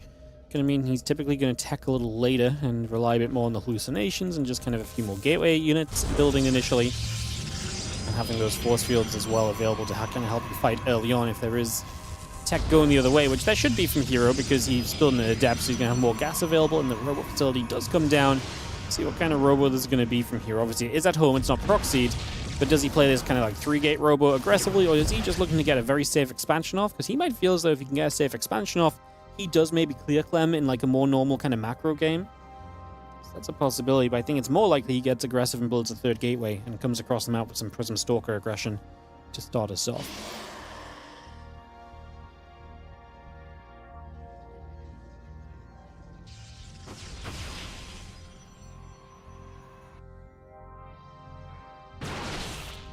Stalker in the center, he's going to chase. Adept getting pushed up.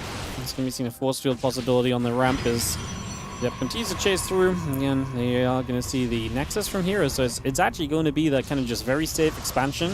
Clem is going to be the one who's essentially now playing 3-gate Robo, so he's going to be the one to later expand, but getting that 3-gate Robo set up. Get this on the way through.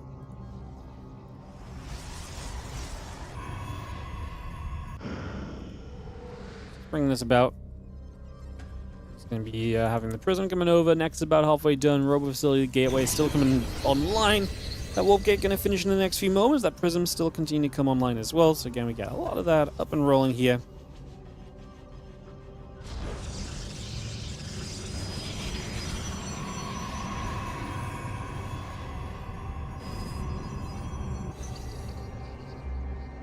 Prism is still building on by.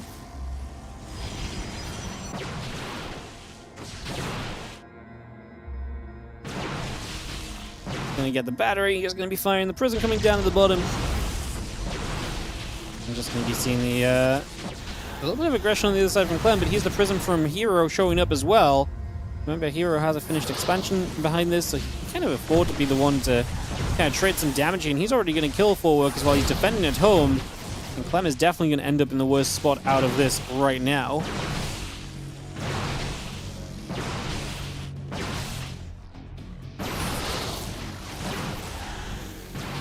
Prism unloads, just going to see 7 workers going down already.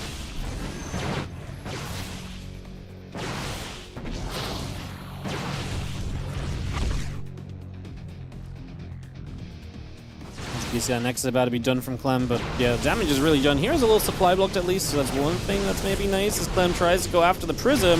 He's going to lose at least 2 sentries, but he will get some units in return. Can he get the Prism? Okay, yeah, with the high ground vision, he gets it, and units were inside as herO obviously felt as though he was not going to be in too much trouble. He lifted those units up to evacuate them. Wow.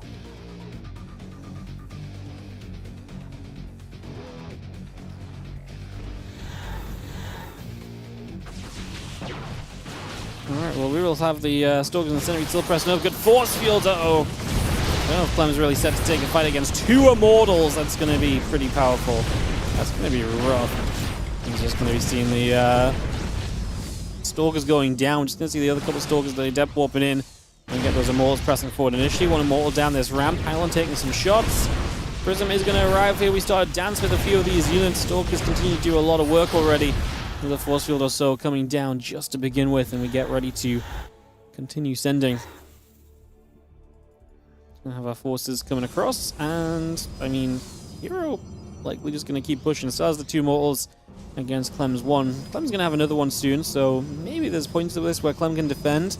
It's still close enough in workers that this game can go any which way if Clem just stays alive, but of course he gets forced to lift his Immortal and Micro back a lot sooner. There's no defensive battery, no low ground warping. Okay, losing the Nexus is obviously very bad for you because you're in a situation where your opponent is going to have, you know, the ability to kind of then contain you and then just expand themselves. So herO can essentially just take his own expansion and kind of retake that advantage. If it even comes to that right now, hero's just fighting, but that might have been a mistake because herO actually overcommits in, loses an immortal as well in the micro war, and obviously, you know, Clem having that extra immortal showing up was a big deal in the end, so big factor right now, and we are going to see Clem making a little bit of a shove back, still behind in the numbers as the new immortal from herO reinforcing from across the map.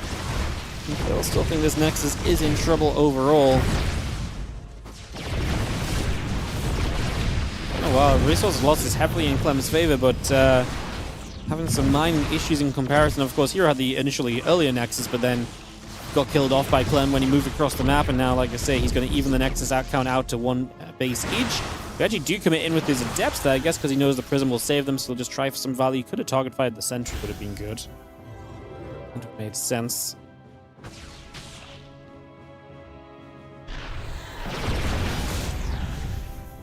Prism coming over, just going to be seeing the Observer going to be there. See the units, I mean, Clem going across the map with the Prism is going to see there's not really much for him to do. Either just, yeah, there's no Nexus to cancel or anything.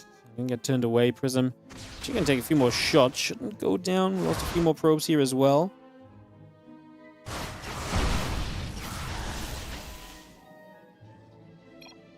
I'm going to say GG. He's being bullied a little bit too much and his supply isn't there. He's going to tap out. And he lost the Prism as well, sorry. So he did lose the Prism. But he lose the Prism. Not on screen. Just trying to poke around with it. He turns it. This one Stalker does a lot. And he turns it right back up. He turned it literally just right back into this army. Completely unprompted as well. So, yeah, that's a big messy mistake. And herO is going to take the lead of the series back in his favor. 2-1 now in this Kung Fu Cup Finals.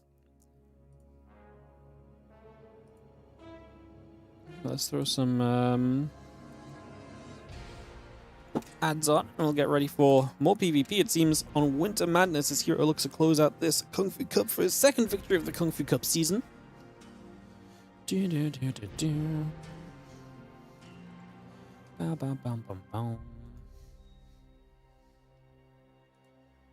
Alrighty, guys, take some time.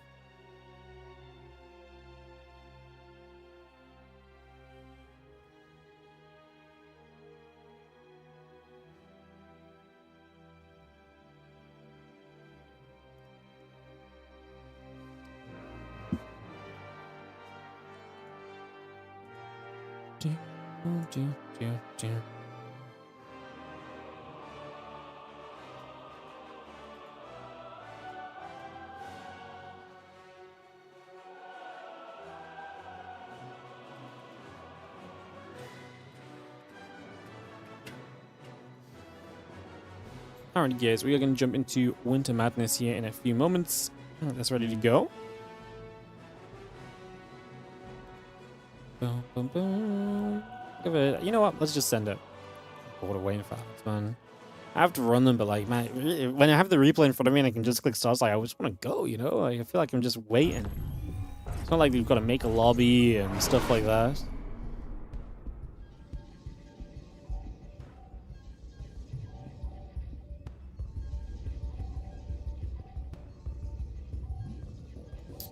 Alright, let's jump in and get this on the way, as we have in the top left corner of the map the blue Protoss player who is sticking to Protoss here, getting into a game 4 to try and tie it up once more.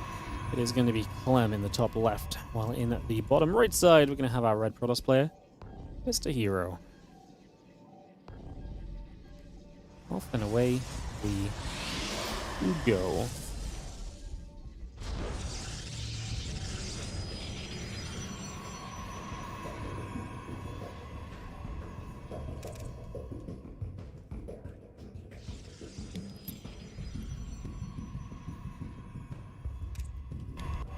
Alright, so this TVP final truly seems to have become a full-on PvP final at this point.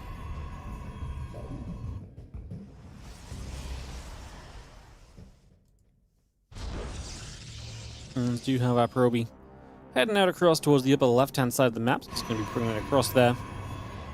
Getting in position and trying to see what is going on.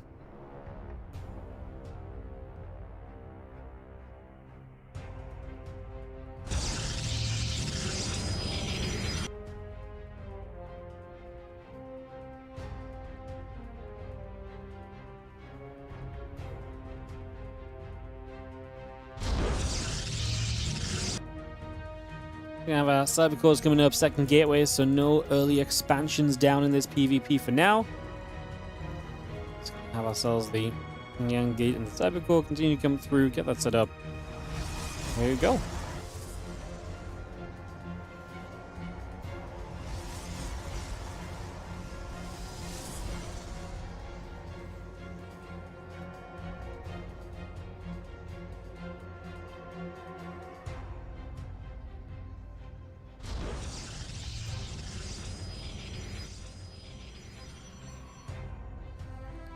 Alright, so we just have ourselves, obviously, the tech being chosen. It's going to be herO proxying the robo, so he's going to get aggressive. Clem going to robo in base. It's one of those moments where in-base robo feels good, but the reality is you can still get a lot out of this as the proxy robo, because obviously you can typically chip away at the gateways that are at the front, for example. It's one of the reasons some players have sometimes stepped away from kind of building their gates at the front as well, because it kind of negates the proxy robo versus at-home robo advantage. So, one of those things.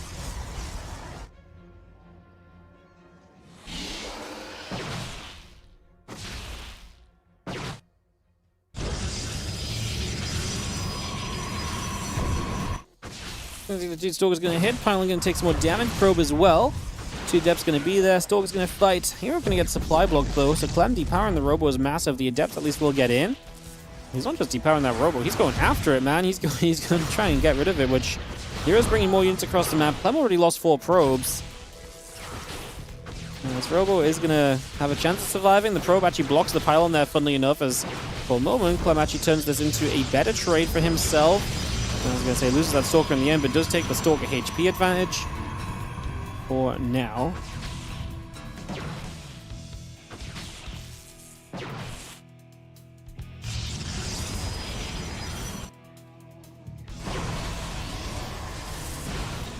Let's see the robo repowered chrono boost on the on it to get the immortal out. We're actually going to right click the robo. I don't hate the choice, but if we do it, we got to full send it. Going after that one Stalker does not feel great. Now the immortal pops out. It's going to be a lot of damage you end up taking here. We now lose 2 Stalkers. Every Stalker you lose, it becomes more difficult to keep committing to this. Oh, 2 Stalkers left at this point. Just finish the robo, I think. We are going to be able to finish the robo off, so Clem will kill it. Again, that's a difficult call to make, I guess, overall, as you just see the couple Stalkers coming back over, the Sentry and the Stalker coming back through as well. All players clean up. Stalker still fighting back the other way.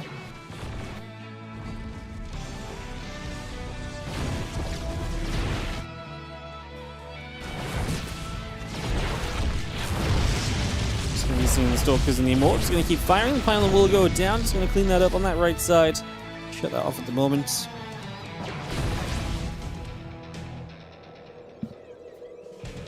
Stalker step through. The Adept's going to pull back again.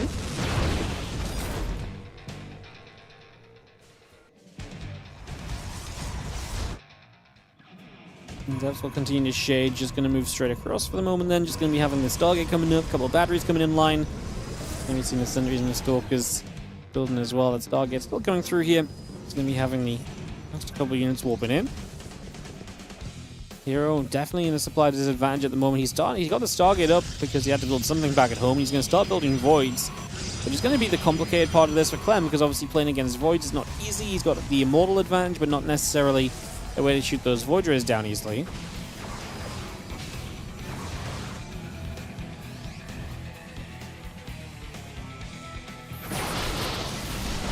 then a couple of these Stalkers will continue to come about, and just going to be seeing another few units gathering as well. Clem is going to try and break up here. I don't hate it. I like him breaking up kind of before the Void Ray count gets high and taking advantage of what he's already got. As the Void Ray shows itself, he's going to start pulling back. It's dangerous because if you lose the Prism, right, then you lose a lot of these units. You drop force fields down. We're going to try and make the most of this with the Prism having to back off. He loses all of his Stalkers, which means that the anti-air aspect of this from Clem is gone, and that's going to make it a lot more possible for this Void Ray defense to continue. herO starts the +1 air weapons. Apparently he's going to be committed to this scenario from here on out. As a few more Zealots and Sentries warp back in. And we're going to have ourselves the, again, Twilight Council Gateway. Bro, I mean, with a lot of setup back at home still. Still not an expansion, though. And this game becomes a lot more even after that attempted break into the main. You know what? I like the idea, but looking back on it now, that was not the play.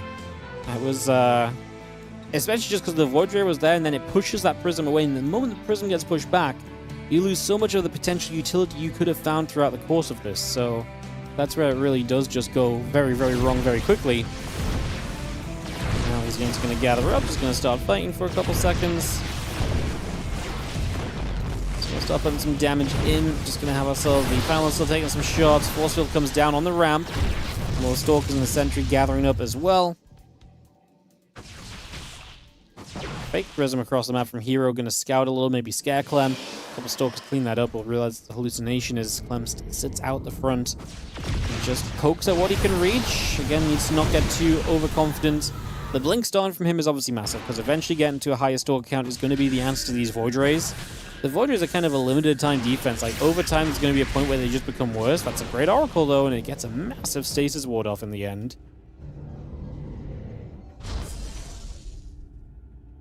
Why didn't Clem just expand at home and contain herO? I think it's a very fair question. He probably could have just done that and been in a much more comfortable place instead of trying to break through.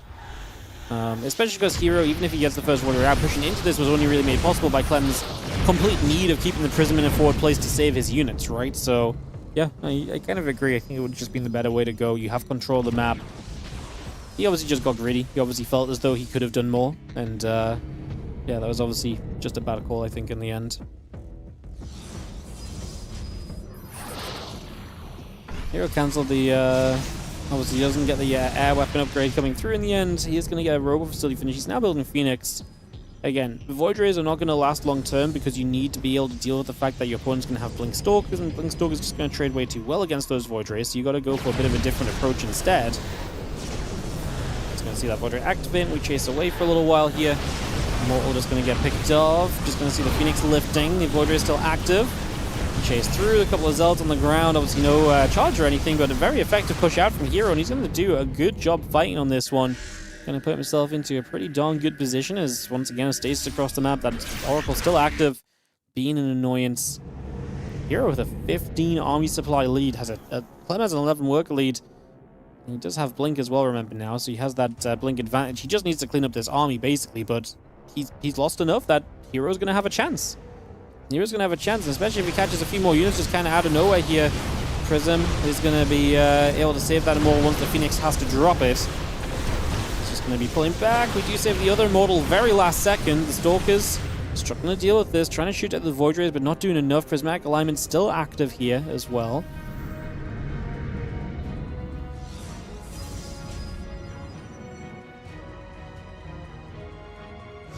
Gate battery, just going to be seeing the Stalker coming through as well.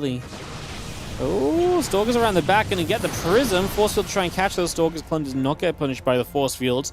Catching the Prism is obviously all good. Stasis, Clem misreads it. Well, he still gets away. I was going to say, he misread it, thinking he could kill it, and then he didn't commit. He probably could have committed on it in the end, probably.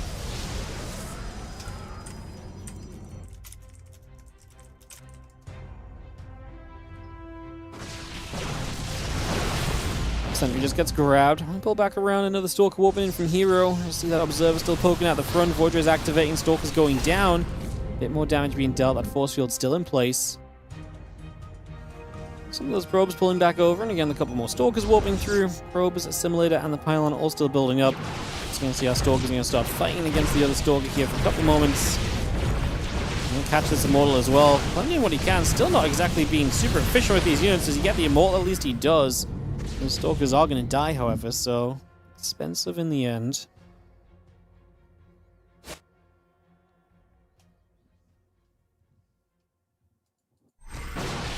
Oh, nice catch. Wow, this Void Ray is just going to commit onto the Prism, and Clem didn't think he would, so he didn't really pay attention to it. So the Prism dies, but he gets both the Voids at least. It takes quite the punch out of this herO army as Clem takes a third, while herO takes his natural. Really does dictate a lot of where this game is at right now. Realistically.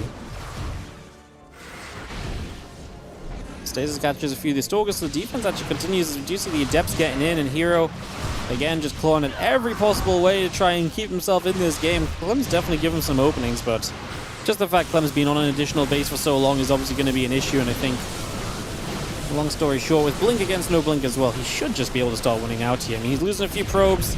His Immortals on the map are a little bit stranded as well. Like I said, it's a little chaotic, but I think Clem is going to get there to tie this series up and to take us through to Game 5 in the end.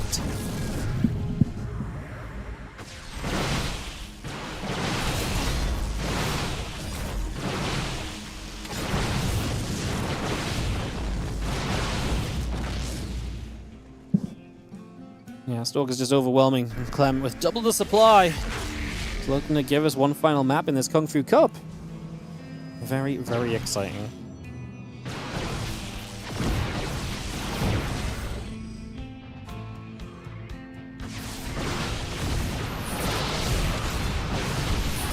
Trying to push up, a couple sentries going down. The Stalker's still taking some more shots. We see the Immortal there. Gonna get jumped on 2. Gonna fall. And the sentry's still being killed. That should be, like I say, game 5 on the table for us. As Clem finally gets this done. Definitely messy. Definitely probably was a cleaner way to kind of get through to victory here. But we will get to a game 5 and a final map of this series, which is going to be played on Mothership. Let's send it. Let's send it.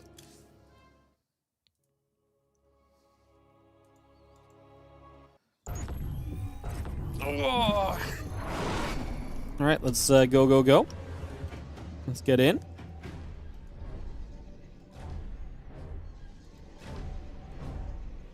Top right corner.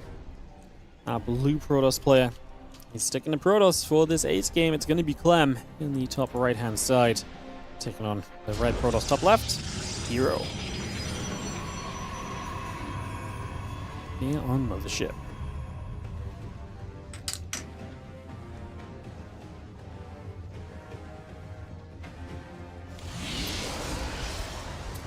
Final game then. Who will win this week's Kung Fu Cup? Will it be herO? Well, Clem got it done with Protoss in the PvP. Very excited to see how this pops on through.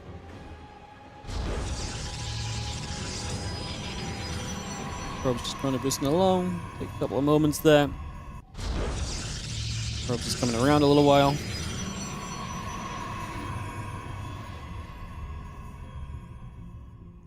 Set up for a little bit.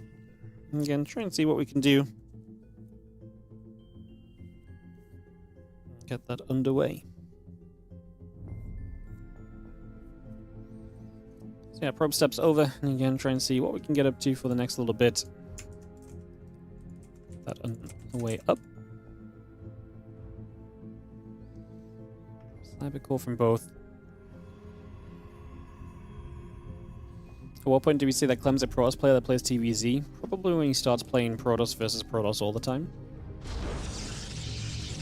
Probably be a good start.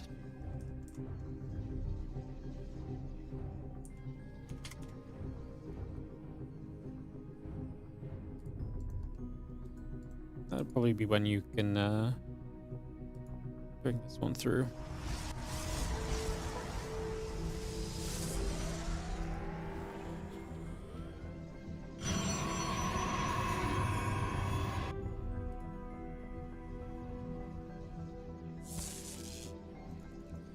Still going to come across. Probe will take some damage, so a few shots coming through just for a little bit here already.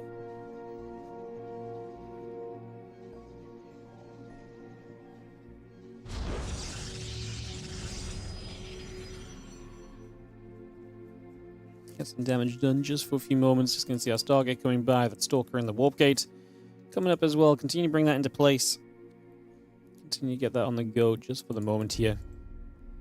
Kick this off.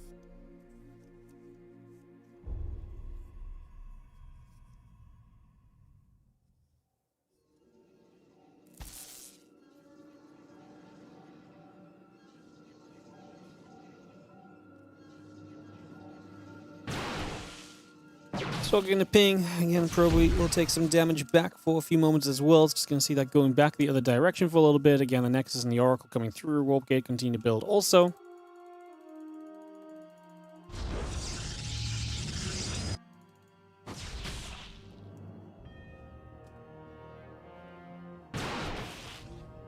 And we just chase for a moment or so. Next coming about, battery on the way. Twilight Council still building. We see a few probes. Going after the Zealot for a couple moments. Just going to have ourselves the Zealot in some trouble. It's going to go down. A couple workers killed, but that's all. Yeah, Warp Gate coming up. Oracle on the way through. Nexus is building on both sides. You have Clem. I have to deal with this Oracle of herO right now as it flies in for a couple more probe kills. It's going to be bad. There's a lot of damage taken very quickly in this game. Got one more probe that's already low. We finished that off as well. herO keeps the Oracle alive, and that's going to be Clem down by 9 workers. This is just mega Oracle damage super early here, and it does feel as though that's already likely going to be a pretty big issue in the grand scheme of things. So we have the Blink continuing up, the Nexus continuing by. The next few moments is, again, the Stalkers pulled back around to the right. We continue to move on through.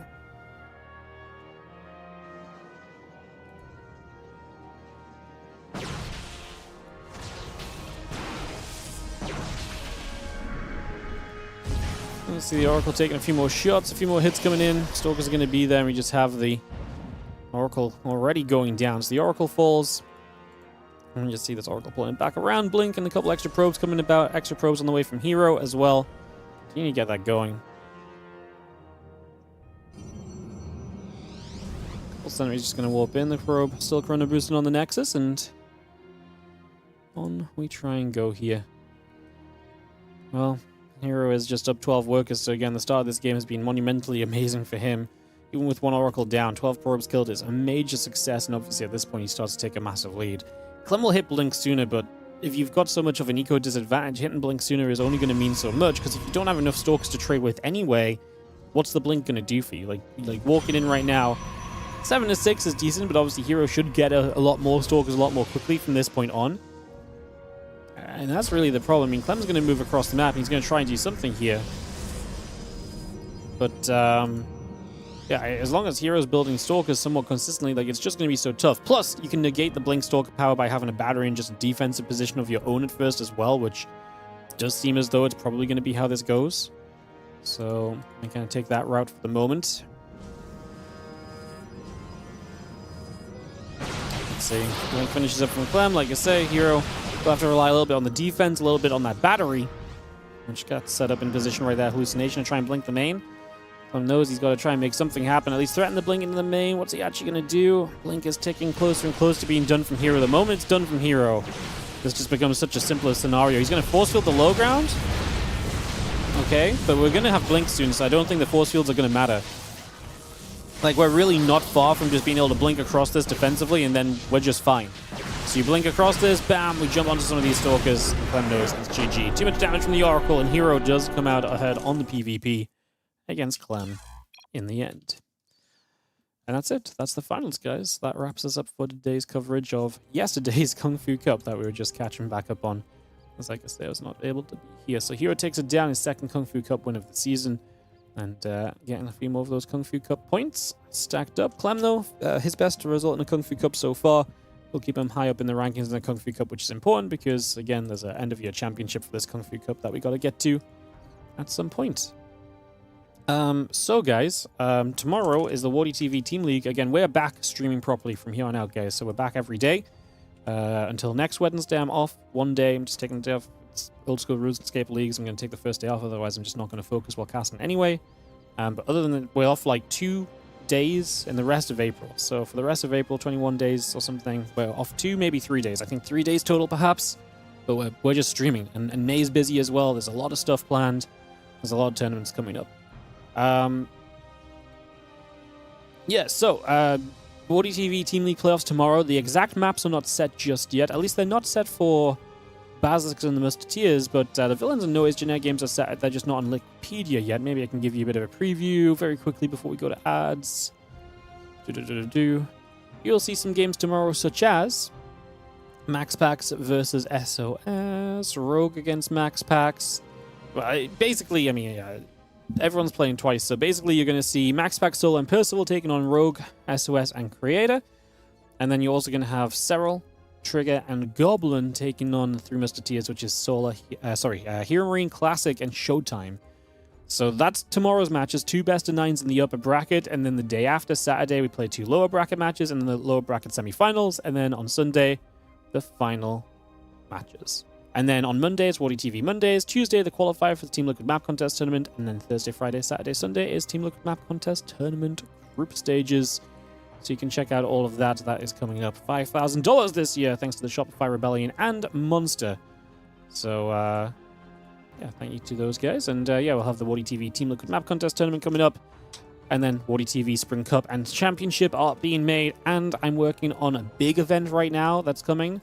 I can't announce it yet. It's not my event to announce, but I'm working on something that's been taken. Part of the reason why I've taken a few days off recently, because it's also, once it gets going, it's going to be busy. So I'm just waiting for complete confirmation on that for it to be announced. Some prize money to be sent to me, so we can guarantee that it'll happen. But I'm working on some big things, so it's a busy couple months. If you like StarCraft 2, you're probably going to enjoy it because there's going to be a lot of it. As usual, if you enjoyed the stream, hit the follow button, like and subscribe on the YouTube support, and we will continue to give you guys StarCraft because of your support.